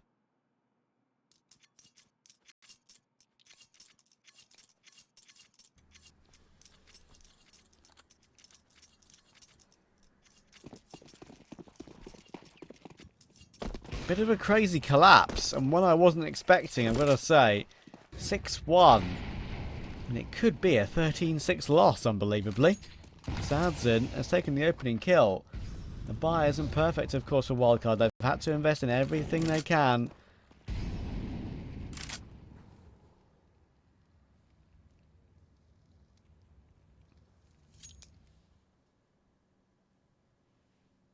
Reminiscent of map number 1, right? Where it was tied going to the second half, and then Wildcard pretty much went out, and this time it's Legacy that are winning out in the second half. Maybe a little bit different, right? Because of the round win streak that Legacy got and the sizable lead that Wildcard had before that, but still, Wildcard have fallen completely silent. Sonic picks up the op, doesn't realize Nikiza's up close, should be dead. He is. Wow. This is just all Legacy. Probably over. 5v2. Looks like we're going to see Ancient. At least for the aspects from Wildcard's POV, we know Ancient to be a good map for them too. It's where they, showed some good form on, especially in Pro League. But for them to have not won a round from 6-1 up is one of the most unusual kind of recovery streaks from Legacy I think I've seen in a while. I got to give them huge props. They played some very well thought out rounds there. They delayed plays where it seemed like they were in the heads of Wildcard and played, honestly, made some really good calls. Problem is, for Wildcard, they'll kind of be a bit stun locked, I feel like, at the moment. What was it, like 12 games in a row or something on Ancient regionally, so maybe something around that number. Yeah, they obviously played it in Pro League as well. They beat Koi on the map, and Ancient is a map that Koi, at least in EU Challenger League and around the grounds in all the tournaments they play, they all played that map, honestly, a lot too. So that was a really good win for Wildcard. They obviously played Spirit on it and pushed them to a 13-11. Really good signs. But I'm wondering if they've managed to put that previous map out of their mind, or if they're still flagging a bit. But because to go from 6-1 to 6-13 is pretty ridiculous, and they'll want to put that right pretty quickly. Yeah, and I think also another thing that is a little concerning for Wildcard here is they lost NRG, which is a team they have had their struggles on occasion, even though I think they've won more often than not. They lost 2-13, and that is really not great. And I think the confidence has been a little bit lower since Pro League for Wildcard, even though they performed very well. The losses were piling up, and they've actually lost 4 of their last 6 here on the map. Let's see if they can pick up the pieces from that previous one and end the 12-round win streak for Legacy, or if Legacy is going to continue that streak on forward here on Ancient. They've got the bomb planted, and Wildcard on the outside looking in without a kit available. Yeah, like I said, I've managed to get 1 kill back, but time is the issue, like you say. There are some pieces of utility to maybe put into practice. The kills are coming back and forth though, and Neki as well. He's really improved his individual level in the last few moments. There's going to be a 10-second defuse. Surely not. Yeah, I was going to say there's going to be enough time for a fresh reload, and if they managed to get away with that, it would have been an absolute miracle. Legacy deal with it in the end, and they'll take the pistol to get the perfect start possible. Wildcard, well, that was always going to be a tough retake. Yeah, that was almost robbery, honestly, for Wildcard there. Stanislaw in the smoke. But they can't do it, so they will be on the force buy in Legacy. We're going to keep counting here. 13 round victories in a row. Going back to that previous map. 4 Galils and the MAC-10 available to them here.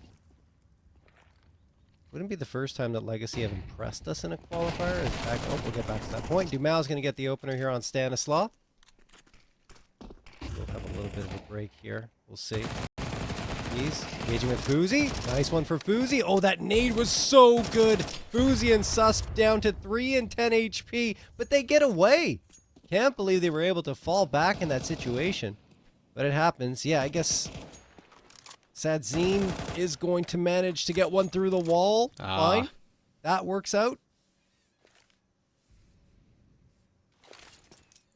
Well, here's a piece of utility they want to use, but I'm afraid it's not going to work. That flash didn't burst as I expected it to burst. Do you know what I mean? Yeah, no, it looked like it didn't do anything when it should have. Yeah, it looks like it got maybe it got caught behind the door a tiny bit, and I mean, obviously the way the trajectory ended, it looked like it was going to burst a bit sooner and catch a blind player. But there we are. That's life. This round probably may have been over anyway and won't hinge on that moment. Low HP players, of course, on Legacy. 42 on Demau. Barton 31. Sadzin 29. But they're all skirting over toward A. And Susp is on B. So should be pretty comfortable. Alright, with this round pretty much over, I guess to get to my point is that Legacy is not the first time they surprised us in a close qualifier. When they were playing the IM Rio qualifier, they defeated Liquid in 3 maps in their first battle against them and then lost 0-2 in the grand finals. So here, they're impressing us against Wildcard, a team that I feel should be a notch above Legacy. But that previous map and now here in the early goings haven't been looking too great. A little out of sorts. Yeah, it's funny. I feel like that Legacy win over Liquid kind of got Liquid to lock in properly for the next one. Yes. I think they were kind of be caught off guard a little bit by that, and then they kind of dealt with them pretty swiftly. So double nades in toward mid to stop these USPs from advancing. Lots of damage done. Sanson will do well to get his one. He's going to make sure he doubles down. Nato and Nekes are both here as well. So Legacy 5 alive in this 3rd round before the wildcard weapons come in. They are continuing their streak right now. Let's just keep counting it. Wildcard have not got on the board for a very, very long time. 15 rounds in a row right there. Zlato gets that frag onto Fuzi. Wildcard will have a full buy-up now on their CT side. 3 A1Ss, the A4, and the AWP. Fuzi, hoping to help out there. JBA has been eerily quiet over, I would say, like, even the last 2 maps. Like, things haven't really been going his way the way they usually do. And you see Sonic, JBA, and Stan still don't have a frag to speak of here. Obviously, still in the early goings of the map. Seeing here, like, this is a trend on Ancient that is always worrying if you're on the CT side, because you have to put so much pressure on mid that A can be left wide open. But Wildcard actually adjusts pretty well here, and they send 2 players right on back after going for that early mid aggression. Thing is, it doesn't really matter. Dumao rips Sonic's heads from his shoulders, and Fuzi is next to fall. In fact, it's JBA who falls next. Fuzi was on the other side, and CT, I believe it was, trying to deal with that pushback from Legacy, and this is another round loss. They're already saving here, Trav. What's going on, man? But this is very worrying for Wildcard. I don't know. They've literally purely fallen off a cliff. This is just so strange. So that is 6-1 to 13-6, now to 4-0. Wow. They've won a CSGO map. Yep.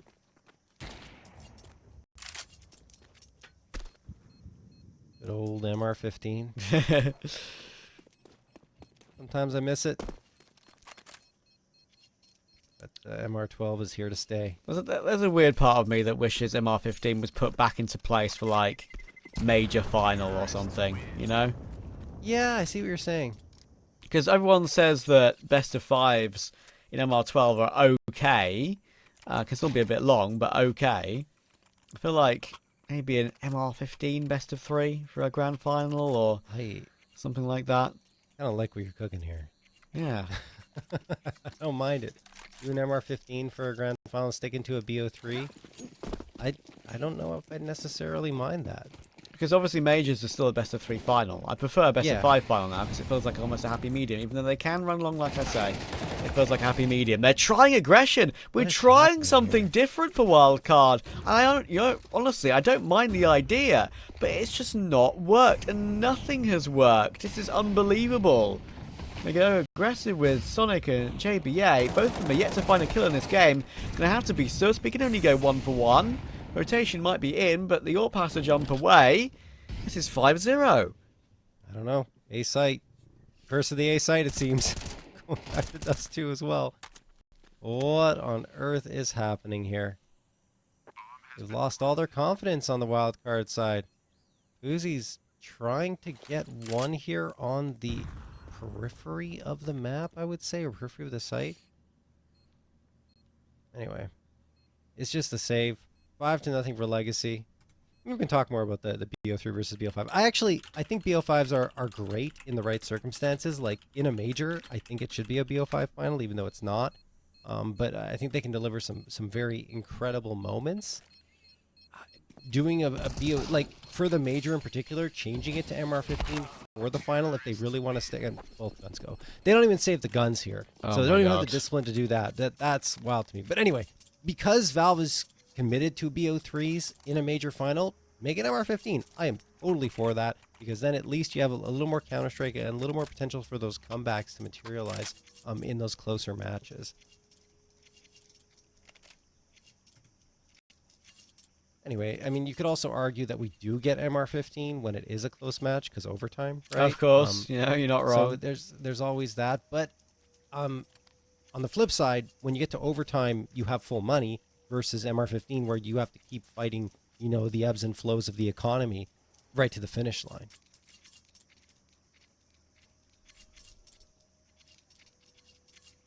Anyway.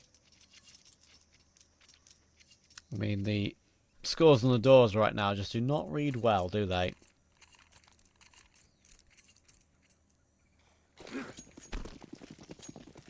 No. That's 17 rounds in a row. I don't see it stopping either. Look, they're trying to go for mid-aggression. There we go, an opening frag. Wow.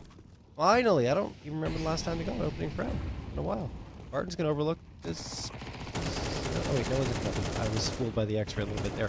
Anyway, here they come in towards the B site. Dumao gets one. No, Stanislaw wide swings, blindsides Barton, and here it comes! A flurry of frags for Wildcard. The round victory streak is ended at 17 for Legacy, and it's the MP9s that do it. Oh, goodness. Well, they've broken their duck now. They finally got over it. Maybe this is where they can just build a streak of their own, because the MP9s winning around like that with that sort of buy means that they bolstered their own money, of course. Look at the AKs they managed to steal over 3. Took them a while, but they found a way, and in the end they actually played that end of round quite well to pounce together as a group.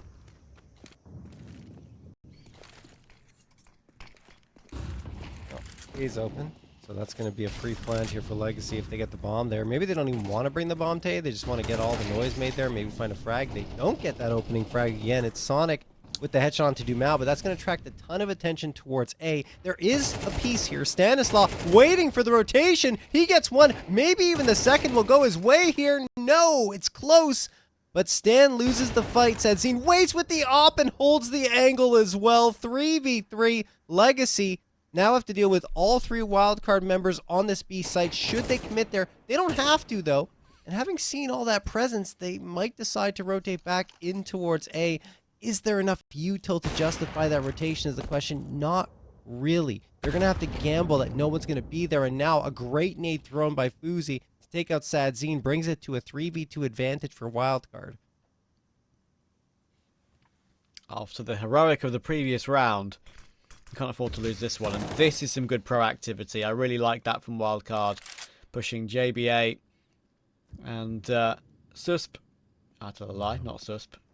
Fuzi in toward ramp, and Susp, as I was just about to say before getting mixed up, gets caught out. So it actually gives Nickers a plant here. He knows that both players are probably pushed in that position. He's going to get himself into the cubby, but he's been spotted. Oh my word. Oh my word, that could have been a lineup. Fuzi was, well, he was 2 bullets from death. An AK is 27 in 1, but it could have very easily been a headshot. That was very close. I thought he had it. I really did. But he falls just short. They lined up for him. The one bullet did deal, I believe, a headshot to the first frag, but Fuzi manages to dodge it enough to ensure the follow-up comes through and the trade is good. Second round for Wildcard, but it was expensive. Thankfully for them, they got free upgrades in that round where they finally got their first on the board, so they've got plenty of money to buy up into this one. On the other side, same story for Legacy, obviously thanks to their win streak in that sense. So we have 4 AKs and the AWP available for Legacy. As we go into round number 8, Wildcard trying to get on a bit of a run. It feels like, you know, that streak from Legacy, maybe Wildcard's trying to steal their thunder and get a streak of their own. Oh, JBA just... Oh my gosh, he was just hugging neck. He's in the smoke, but Dumao comes back with 2. And then a third onto Fuzi. He is just on fire. Finally ended by Sus. But even then, he does damage to Sus, bringing him down to 38. Trav, this is again problematic for Wildcard, and they're going to be down to only 1 player left in the round.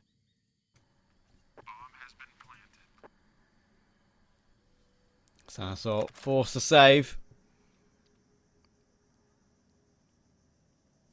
Sadzin already on the hunt as well. That's going to be a nice line for him, you would think. He's got the advantageous positioning, but unfortunately, you can't shoot through the floor on this map. So it's now down to see what Stan does. Little does he know how low he is. He's trying to fake him out because he knows he's got a teammate coming in from behind. Well played. Barton will take the kill. Legacy already confirming at least a tie on the half. Wildcard will be thanking their lucky stars. They won that MP9 round because they have got some residual cash to play with here. Wow. Just, I don't mind the aggression from Wildcard. They sent like 2 or 3 players out towards mid, charging forward into flashes and smokes and everything, but I feel like Dumao shouldn't have been able to get 2, not to mention 3 out of that. Wildcard need a little more awareness, a little bit faster in terms of the reaction times. Get involved here in this map. Jaguar, a couple of players going through there. Dumao trying to repeat a success from that previous round. Lato holding the angle. Oh, what a shot from Fuzi! How does he win that duel? Lato, it felt like he had the advantage, but Fuzi flicks and gets the frag before Lato can finish off the frag. 5v4 for Wildcard, so at least they're getting opening frags consistently, but there is the trade for Sadzine. Bomb's still hanging around the bottom of mid. Looks like they do want to try and regroup together. Sonic of course is aware how much control they have, and actually that smoke is okay. It allows them to get back past it, but obviously there could be a player that slipped in behind it, and that's why maybe be a bit upset it wasn't deep enough, that smoke. So we're grouped up toward A. We've got donut control. We've got maybe a red room rotation cut off, thanks to that AWP of Sadzin, but he will get cleared, and that's maybe 2 players put on the death cam. I'm not sure, but there is a possibility they can still get back into this one wild card, because even though the bomb will go down, they have a 4 versus 3, and Barton is incredibly low. Oh, that's going to help. Legacy's case, anyway. Yumao finding the frag onto JBA cleanly. Fuzi. Oh, no! Fuzi, what are you doing? Knife out in that situation. Why? Have your gun out at the very least. I think Barton still has the frag, but that doesn't really make sense to me what he was planning. Sonic taken out by Nikiz's AK, and this almost going the way of Legacy cleanly in the post plant. Sus does get one, but he has got no time to defuse. He's just got to get out of here. Legacy find a 7th, and then there's the frag on Sus. Upgrade back to the op for Nikiz. Oh, no. Oh, okay. Goes for the I can't speak. I'm so shocked. A1S instead of the op. I don't know how Sadzin's going to feel about that. True. I guess they could buy it for him, but it's just a weird decision. Why? Do they really want the M4? Like, do they want it to spam smokes? Is that I mean, they have powerful enough for them? They have bought up the AWP again. I guess it's like, that's a lot of money just to forego. I agree. Maybe they do want. Maybe they are just comfortable with having one A1S on T side, and they really wanted that. Because, you know, it's not like it's last few rounds of the half. It's still a couple to go. So, yeah, they could be without an AWP if Wildcard allowed to bounce back with a few here. You know, I guess because you have no tracers and spamming smokes. Yeah. I don't know. I can't say I've seen that very often or at all before, opting for the A1S instead of saving the op. But hey, there's a first time for everything. Sus. Here, we're at the top of ramp. One thing Wildcard have done a lot in this half CD side is trying to get into the phases of Legacy, and more often than not, they're getting punished for it. 3 players waiting on the B site, though, and there's a first one for Wildcard. Immediate trade from Sadzine, then Barton comes out to deal the killing blow to Stanislaw. There's still 2 bodies here. Sonic waiting, and Fuzi as well. They're doing damage. Fuzi with 2 with the USP in his hands and no armor. How does he pull this off? Lato and Dumao still a chance to make amends here. Sonic gets tapped down to 16, but that is just insane. I really don't think they win this round. What? What? I give up. I was about to say they're in good positions, and there are 2 players who got 20 HP combined, and they both swing and find another killer piece. How have they managed that? Fuzi with 3 in the round, 3 incredibly unlikely kills, gets an AWP for free as well. Now we spoke the money we spoke about for Legacy, prioritizing an A1S over an AWP for goodness sake. Now that we've got an issue, this could be 7-5. Yeah, and Sadzine would have money. Definitely, if that save had come through. Weird stuff from Legacy. I don't know how they lose that round. I mean, they did walk into a stack, but still, I mean, an armorless USP from Fuzi does the job, and that's got to bolster the confidence for Wildcard. And look at that, Sonic gets 2 immediately here and takes 0 damage towards mid. Oh, goodness me, Legacy. Feels like the wind's been taken out of their sails. And Sonic finds himself at 3K. Barton and Lato, the last 2 standing, and that 7-5 is looking more and more realistic, Travis, by the second here that you called for. Lato is going to get 1, but only 1. Stanislaw with the immediate trades, and this round's over in less than 35 seconds.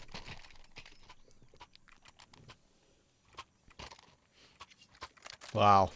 7-5 is now feeling very, very likely, and I can see mismanaging things slightly.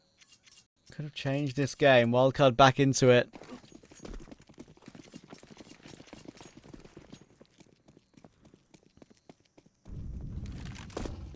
And I'm sure that horrible 17 round in a row streak that they lost, well, is in the back of their minds now, because they're very much in this game. They can win this one. But let's see. Legacy, obviously very limited on utility, unfortunately, on this last round, considering the force. They've got a Galil on Lato, 3 Tech 9s and a P250. Sonic, he's got to make sure he stays clean here. Nekis could be obviously just jumping across the angle. He does exactly that. He does exactly what I say to try and bait his teammates in. It's super well done. Fuzi's already on the scene, at least. Goes for another swing, though. Will get caught by the recovered AK. It could spiral. The M4A4 barely does a thing on Barton, and it is. Legacy, they're going to find 8 on T-side, unless Stanislaw can do something ridiculous. It's held by Barton, and he hits an instant headshot to boot. What a way to end the half on a ridiculous half at that. One more half to go. See you next half.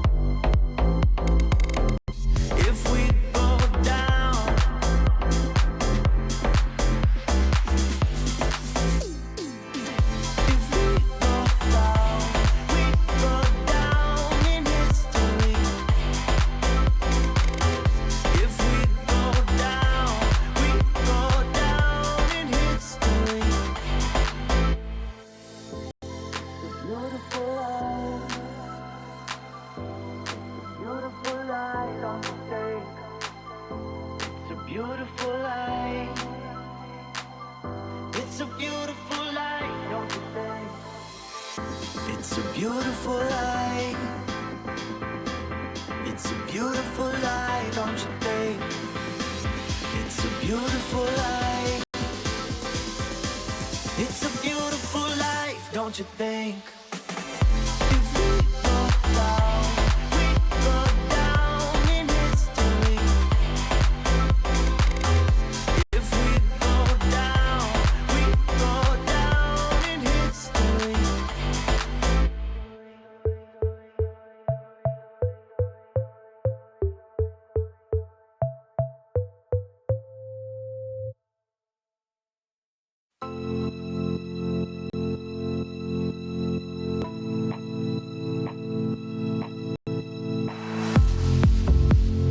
How can I save you when you're tangled in your lies? Caught up in the middle, I can see it in your eyes.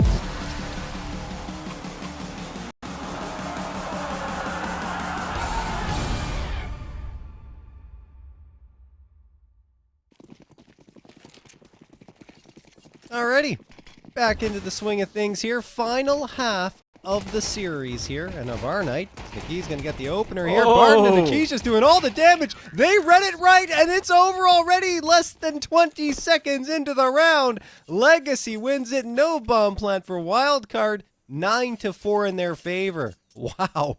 Mate, there was 1 minute 41 seconds on the clock, and the pistol was over. What is that? Listen, I did say I want to go to bed soon, but I didn't expect the pistol to be that fast. Fair play. All of them converging in mid. I think it was the second kill in the end when that second T player was jumping over toward mid boxes. That was so clean. Wow, okay. And Wildcard obviously forced for the full eco.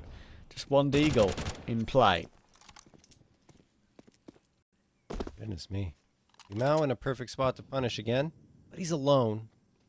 So probably best not to expose himself too much, and I think he realizes that, putting himself into the corner and donut. Lato spots out Sus, insta headshot. Dumao peeks out at the right time. He's got support from the keys now, and he can get more aggressive, and, you know, everything's going perfectly for Wildcard. There is one frag from that Deagle you spoke about in Sonic's hands.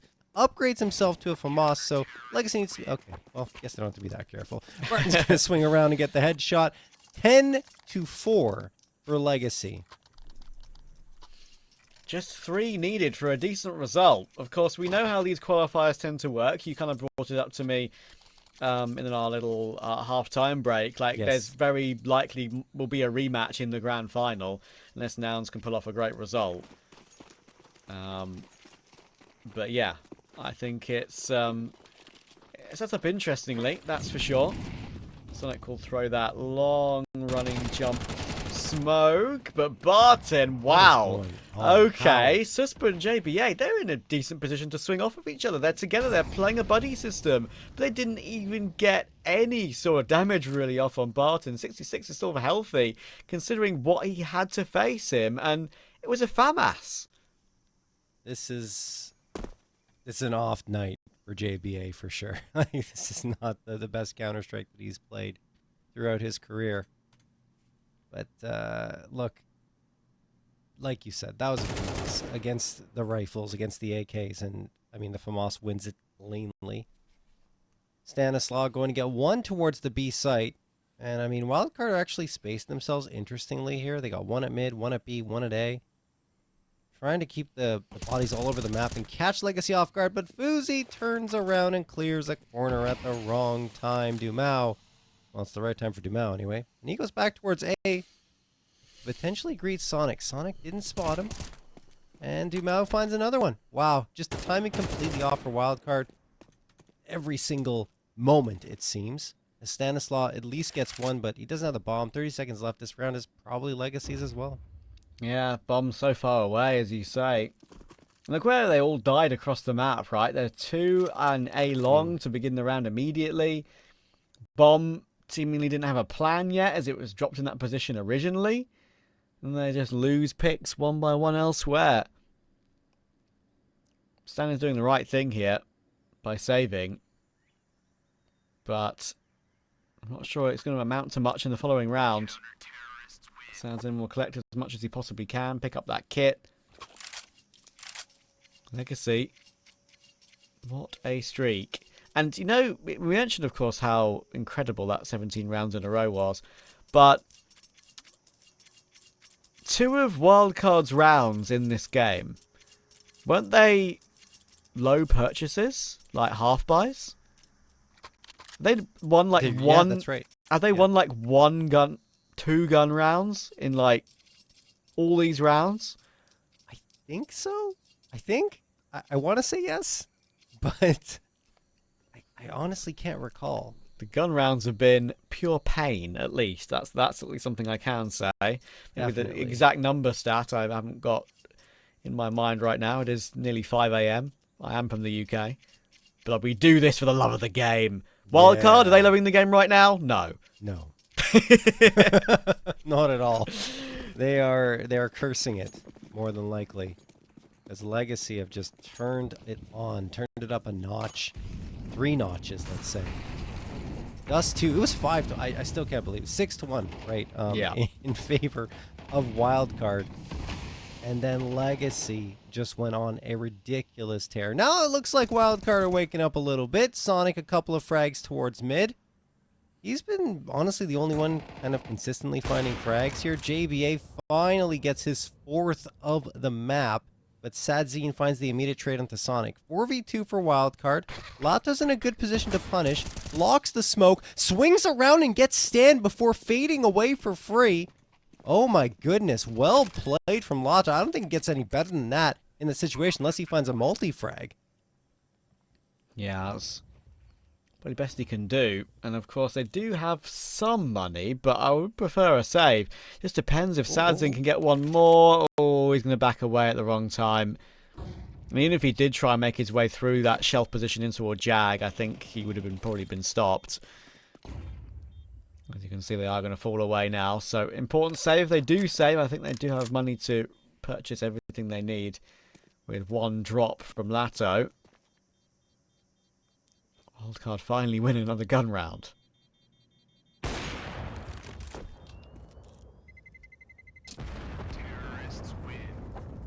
All right. There were some pistols in the mix there, honestly.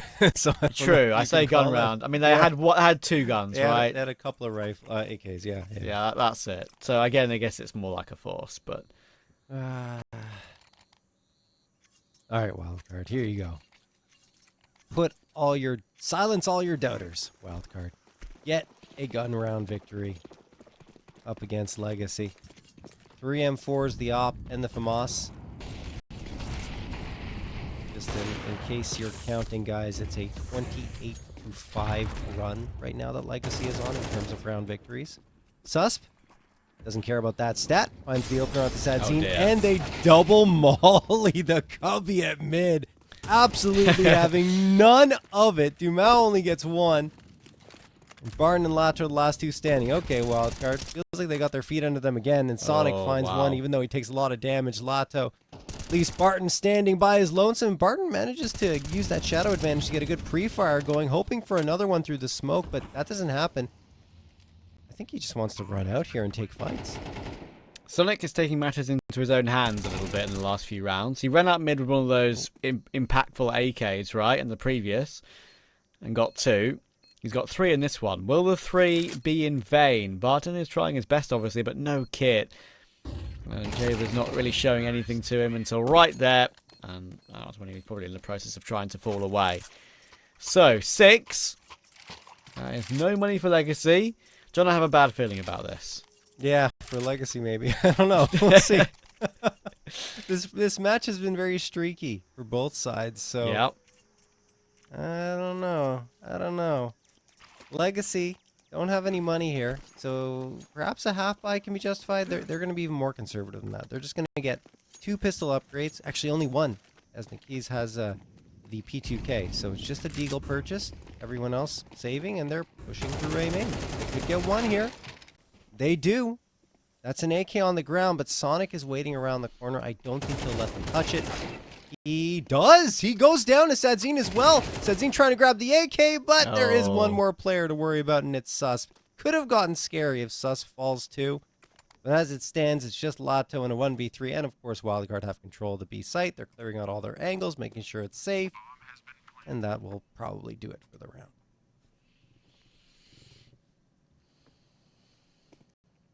Four will be the gap. Wildcard finally getting a bit of a control of the economy and of the game for the first time in a long time.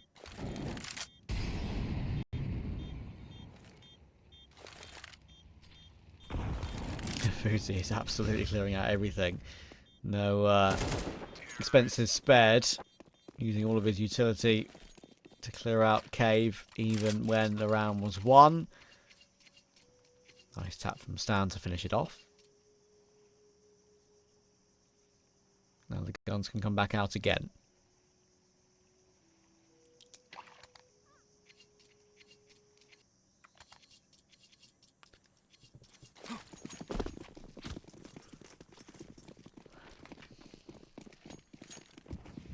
Legacy, another chance to perhaps get closer to putting an end to this series. Sus made it down to 64. He's just going to fly out into Jaguar. Molotov thrown up close to make sure no one's holding that angle. He knows that cave is clear. I guess he's going for that aggressive mid control. 3 players pop out, see nothing, and say, okay, let's deviate ourselves towards the B site. In fact, 1 will double back. That's Dumas towards A. He's anchored that down well so far, but in fact, yeah, they are gambling B, which I don't know if that's the correct read. Well, he's going back now, and that resmoke will at least mean that Legacy probably won't push through that, but they do need to make a decision and find map info and get an idea of what Wildcard are planning, and they're going to do that right now. It might just be just in time, because Wildcard are still shifting. It's very awkward, though. There's a bit of team damage in play. At least they managed to put Susp down to 2 HP, but right now, Wildcard can absolutely walk into A, and Sazin should absolutely realise what's going on. He's going to switch around. There is a lurk in mid to worry about. The rotation is very fast, to be fair. They're going to be behind utility, though, and JBA and Sonic will find both. Sazin is not going to have a chance to do much, you would think. They're all so low. So low. The rotation is going to be here, but the bomb will go down, and they might get away with things. I don't know. Oh my goodness, this is bad. Uh-oh, now it's bad. It is absolutely looking rough for Wildcard. 4 players were so low, below 30 HP. And now you have Susp at 2, JBA 19, Stanislav 14. JBA manages to get the headshot, but Barton comes in for the trade. And it's still looking strong for Legacy. Incendiary gets tossed out. Player through the smoke, and Stan wins the fight. Sadzine the trade, but with an AWP. I don't think he's feeling good about it, and he doesn't have the kit either. I can't believe it, but Wildcard have hung on, even though everyone barely had any HP, and they will win it, but no one survives the round. The bomb takes care of that. 8th round found for Wildcard. They're only 3 back. Oh, they're all so low, so walking wounded. Unfortunately, the way that Legacy played that retake, and the way they tapped, the timing on tapping the bomb to lure that first player out, like, he'll feel very lucky to actually have got 1 kill there, I think. Because they were so low. In the end, the clock did the rest. Lato has actually fully bought up a UMP in this round, which is slightly strange. Sure, you can maybe get a... You know, they've got a good loss bonus at this point. They can probably get an MP9 on him with full util in the next, but it is a bit of a risk to go for that weapon and buy down to 0 in a round like this. Watch him get 3 kills. That would be funny. I don't know about that, though. Where is he playing? Over in CT/mid. Okay, well, he's going to have his hands full shortly as all of Wildcard are coming out in towards mid. They've given away their position without really doing much damage to the player they spotted. So we'll see how Lato plays this. It looks like he wants to stay close in that corner in red room so he can catch them potentially off guard. But, I mean, Stanislav's really methodical, and so is Wildcard. I doubt they overlook this. Yeah, not at all. Lato's dead to rights. And that's probably the round, because the rest of the players just have the pistols. Maybe the 5.7s can be a threat here. JBA likely going to have a flank onto Barton as the hit goes in towards that B site. Dumal does get one. Barton finds one as well, but JBA is settling down everything pretty much completely. Dumal with a Mac 10 picked up off the ground. Spamming through the smoke. I think he's hoping that the flank will materialize and he'll be able to attract enough attention on this side. But even then, the flank only has a pistol and no armor, and Sadzine already down to 31. This round looks like it's over. It absolutely is. Wildcard going to get a 9th. Wow, the gap is 2. Can you believe it? Oh, nice shot. I don't think he's going to be allowed to pick up this weapon, though. Sonic is still watching, and there we go. Good impact from Sonic in the second half. As I kind of said, he's had a number of important multi-kills to drag Wildcard back into it.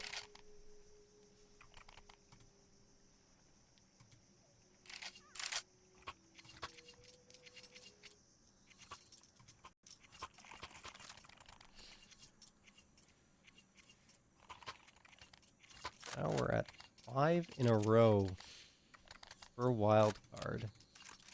It was 11-4 in favor of Legacy. They were in full control. Wildcard couldn't get their rhythm, couldn't find anything. And finally, things start to click for them. JBA in particular, by the way, I think he was something like 4-3-17 or 3-16, something along those lines, and now he's 12-17. He has awoken for Wildcard, and he's a player they absolutely need to pop off on a regular basis, I would say, to continue to find their success. They really are built around that young talent that he brings to the table. Sure. And Incendiary's flying through here. Legacy really want to gain that control towards Double Doors B, Trav.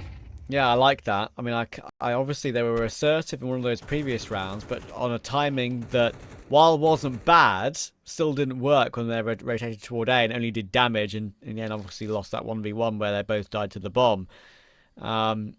This time they do it a little bit earlier in the round, so they haven't got a re-smoke in position right now, so actually they will just let Wildcard walk out, and that could be slightly worrying.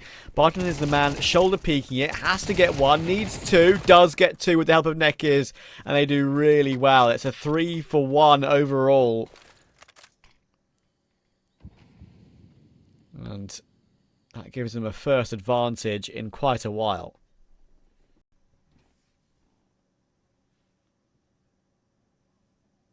Still have Sonic and JBA up. They've been two of the most effective players throughout this 5-round win streak. They just bunch up together and hit a site, they'll potentially have an advantage here. I shouldn't say an advantage, a chance of victory. Thing is, Sadzin's very patiently watching with the up and hits the shot perfectly. That pretty much ends hope. They could have actually, Sonic there ducked underneath the bullet. That was possible. JBA is not going to be expecting a player still on the boost. To be fair, he fakes it and checks long. What? Oh, he was checking long, but catches the arm of Dumao and hits the headshot in the end. That's huge. Now it's so very winnable. Lato and Nekiz, they're a long way away. And Kitless and JBA has found one more. On for a quad kill clutch. Not like this Legacy. Nekiz doesn't have any idea where he's gone off to. Still playing big box. JBA, this is a bit of a masterclass. Nekiz is checking long. And JBA's done it. Get out of here. Okay, I cast her cursed legacy there, unfortunately. As I said, JBA was done. No way! That's the JBA that we know and love here in North America. A 1v4 clutch, and really made it look easy. Unbelievable stuff. Legacy uses their second timeout in a row, saying, guys, what the hell was that? 4v1? Why are we losing? That's 6 in a row for Wildcard, and now feels like the wheels are falling off the wagon for Legacy. What is happening in this series? 1 round difference, and I mean, feels like it's going to be tied. Look at the buy-ups here. I mean, not to say that we can't be surprised by Legacy, because it's very much possible, especially with those 5-7s, 4 of them. When you're up close and personal with that, it's a one-shot kill to the head. So, we'll see. As we go into it, round number 22, which honestly I didn't think we'd see, given the way this was trending. I've woken up my parents. I feel terrible. I mean, I actually don't know if that's a fact or not, but, you know, I'm almost certain I have. JBA, I blame you. I don't, obviously. That was a brilliant clutch, and well played, my friend. After a poor game you've had, that is one of the most impactful rounds I've ever seen. Well played, man. And the fact that he faked it to check long, I mean, obviously, it all spirals from Sadzin over-peaking with the AWP, thinking the round's safe, right? Like, he gives it another look toward mid, he gives JBA one more kill, then they think, okay, well, our assurance policy is my boosted player on the tree. And not the case. JBA reacts to every single possibility, and then Nekiz can't get the last kill and the last bullet required when he thinks he's gone off toward long. Huge play. This round is going to be safe as well. It's 11-all. We're guaranteed round 24.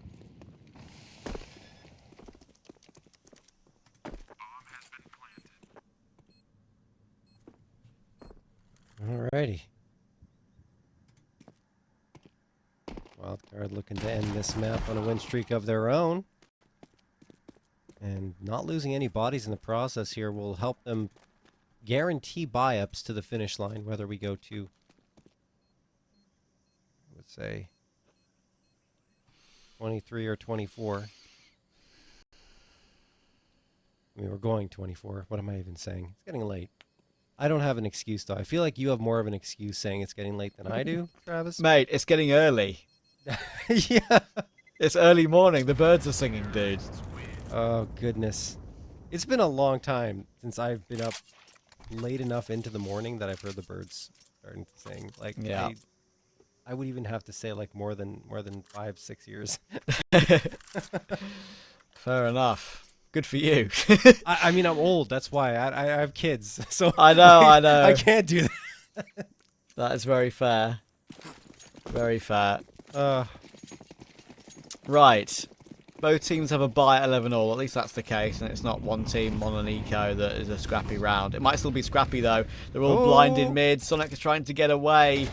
Dimao is trying to play anti, I assume. Play anti-flash, and I'm confused about the fact that he hasn't looked up at that timing, to be honest, considering there are no flashes coming in.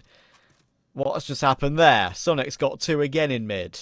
Legacy, I mean, if they lose A here, they have to save. Like, they can't afford to lose these guns. They might have just even called a save right now. Oh dear. You're looking at an abysmal buy-up.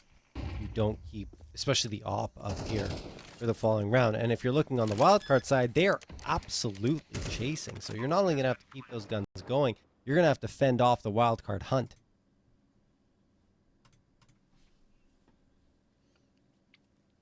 Obviously, priority number 1 is keeping the bomb safe, but you see that JBA is already looking for those last 3 players. And that's exactly the right thing to do. So much money available. You know it's a final round of regulation. Hunt, baby, hunt. Sadzin is now very low. He's going to go for 1, but he's going to get caught in the back, and now it's all Lato to keep the M4 alive. What are they going to have in the next round? The answer is nothing. Let's look at the money. 3,600, 3,900. You can get a few players on A1S Kevlar to get a few M4s in play. But you'd think they'd prioritise FAMAS and MP9 for utility. And that looks like that's what they're going to do.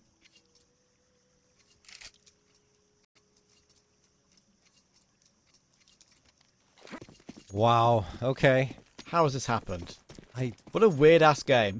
Yeah.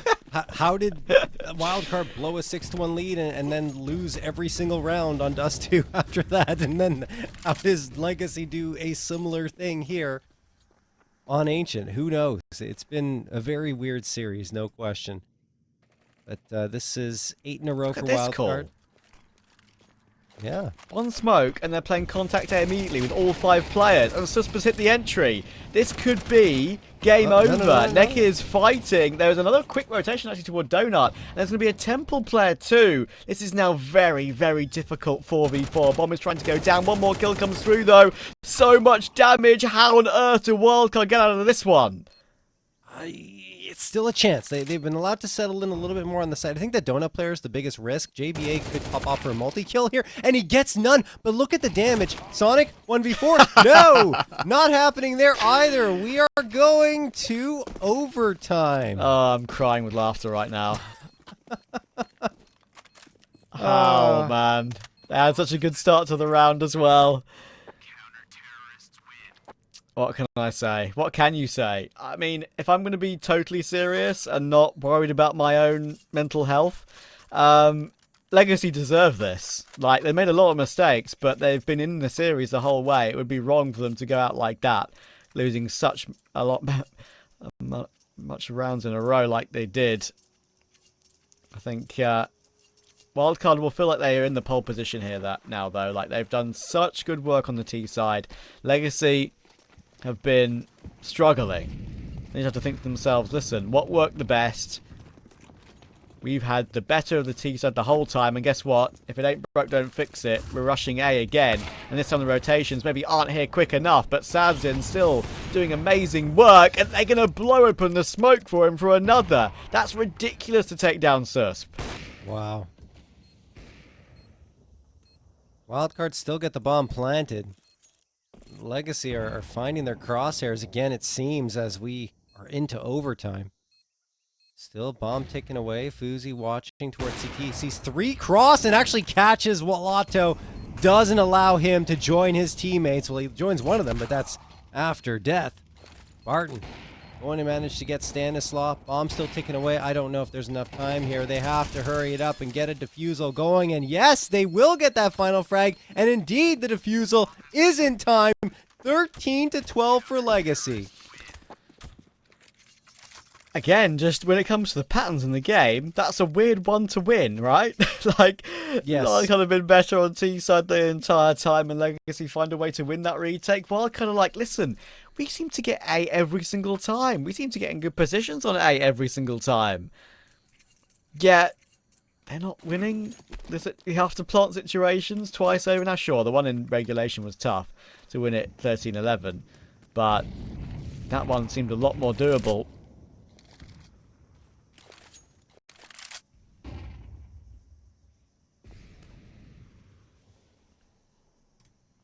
And they did it. All right.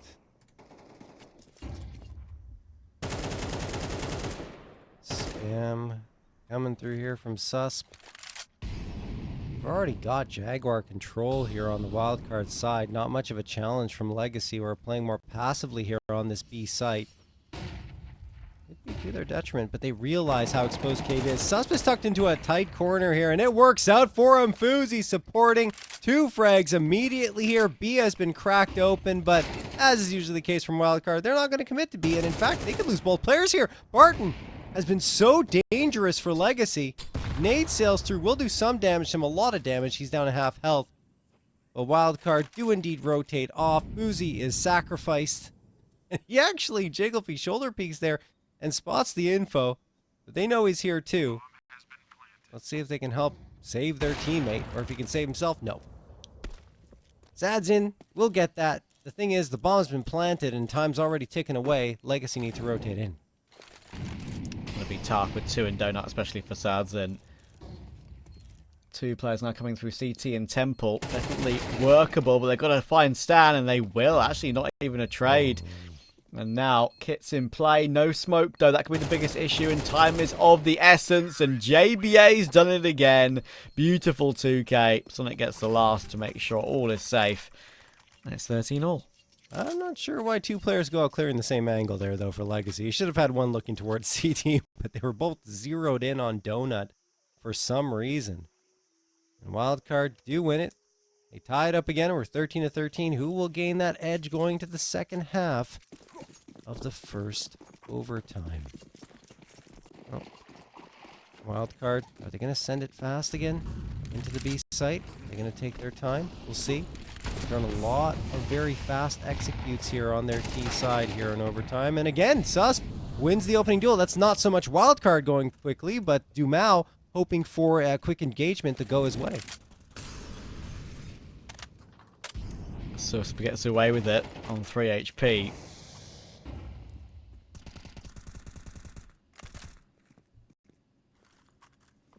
Have that advantage for Wildcard to work with. Is it much of one, though? Considering Susp is crawling his way through this round. I like this setup a lot. But the problem is, of course, you do need to be wary of them just walking up long. This could be excellent to take down one at least, and there we go, takes Fuzi out. But that's, of course, once you do peek into that, that's a lot of information for Wildcard. There are 2 players occupied with 1 position. So, 50 seconds to still work out what they want to do next.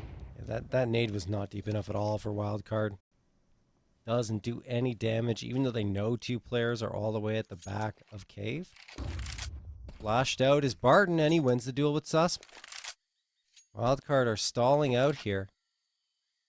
They will distribute the util, whatever they've got left, and I don't know if that's even going to matter. JBA gone. Sonic manages to get the trade. It's still a man disadvantage for Wildcard, but they could isolate a fight, and they do. 2v2. Oh, Stan no. and Sonic still alive, and Stan gets the headshot onto Barton. Niki's the last one standing.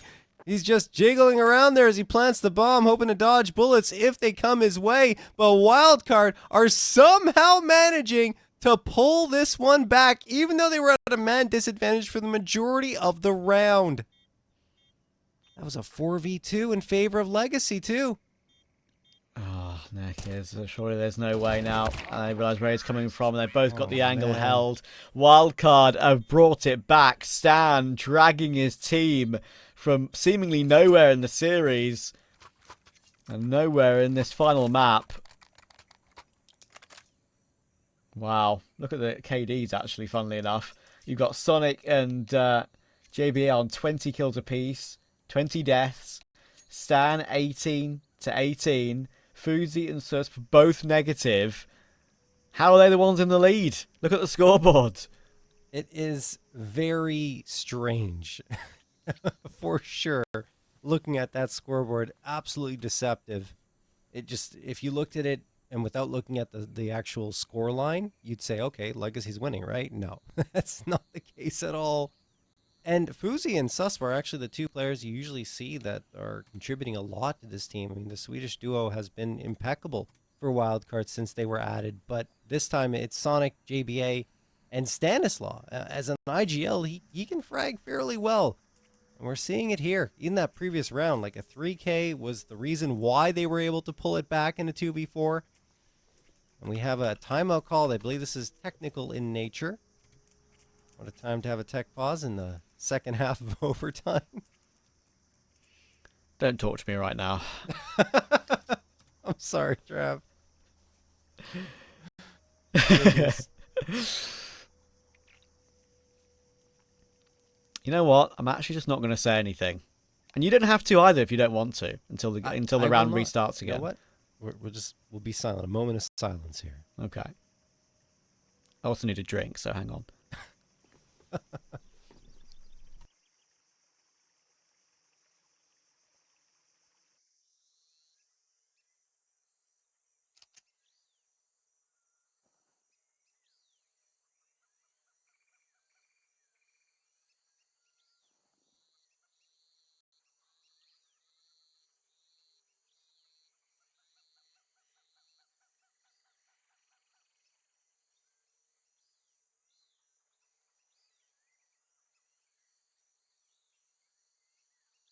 Sound of silence. Sounds of CS2. Birds chirping away. Ancient, nice ambience, guys. You'll be loving that. Checking to see what the nature of this pause is, guys. See if we have any information. We do not.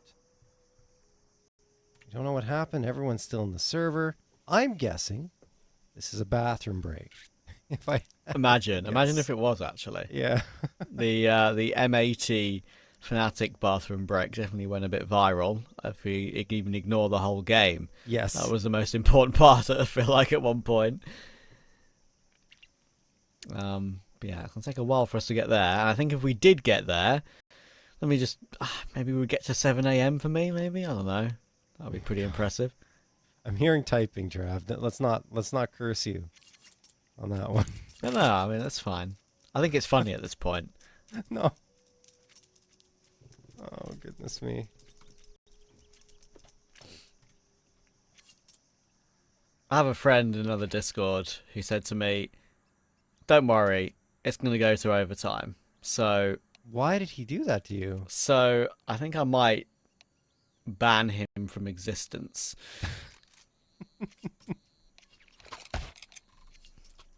Well, whatever went wrong here, it looks like we're getting it sorted. And everyone's buying up. I think this one's about to start up again, guys. 14-13 in favor of Wildcard. Did that on their T side. An impeccable T side. The recovery there into overtime, everything was fantastic from Stan, who again deserves a lot of credit, right? It's hard to bring a team back from an 11-4 deficit and even get to this point. It was 8 rounds in a row, and then finally Legacy get an answer just to get to overtime. But Wildcard are still looking like the stronger team overall, and we are indeed back into the swing of things. Incendiary going to get tossed. And Sadzine just runs through a molly. He goes for that shot but misses it. Now JBA is going to strike. Stanislaw tries to swing as well, but he can't do anything even though the frags continue to come in for Wildcard. Sus with a 2K, 4v2. They're very close to having their first map point here. Excuse me, second map point of Ancient. And series point, of course. Indeed. You know what? This game has gotten so ridiculous. I've just gotten my second wind. I mean, it might be my third or fourth wind at this point, but you know what? I think Wildcard, they might have found an answer, but I'm not going to count any blessings because look where Jamau is. He's got a lot of presence toward A. He's all the way through, and he honestly at this point could take a risk and go through Temple. Looks like he's going to try and do some of that. But he does know that he's going to have to use some of that utility to help out Nekiz and his assistants onto the site, because there is a smoke on Nekiz. They can just re-smoke CT, but the advanced angles are good. I think they're trying not to use util because they don't want to give information to Wildcard. Now they have to, and yeah, Fuzi spots Dumao sneaking around in Temple. Nekiz gets the bomb plant. Money doesn't matter in overtime, though, in that regard. So he has to win the round. That's a 1v4 required from him. JBA did it before, and Nekiz matched that effort. Oh no, There's they're the gonna go for first. smoke. All three coming from Donut, too. Nekiz, are you going to tie this up at 14 with something crazy? Nekiz, can he do it? No! He gets Oh, Susp the headshot. That'll do it. 15-13 for Wildcard. They have 2 more chances to close out this map and the series. I don't know how they're going to win this one if they do, to be honest, because Legacy looked absolutely in control. And I think it's that 11-9 round that's going to come to my mind. It's the JBA 1v4. It's the main one that I think has hurt them the most. That was pretty much unlosable, and they found a way to snatch defeat from the jaws of victory. Can Wildcard get it done here and now? JBA once again going aggressive. His recovery in this game has been unbelievable, and look where he is right now. Not sure they even know anything about this. Should be 2 free kills. It's brilliant. Picks up the AK. Could find Sads in as well. He does.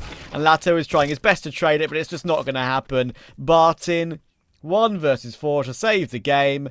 Or Legacy are dropping into the lower bracket. And I get the impression that could be what's going to happen. Sus will find it, and Wildcard, don't ask me how, they have found a way to win this best of 3. That's unbelievable. That's just unbelievable stuff, honestly. JVA, I called him out. You know, only 4 frags very, very early on Ancient. And I shouldn't say very early on. In the mid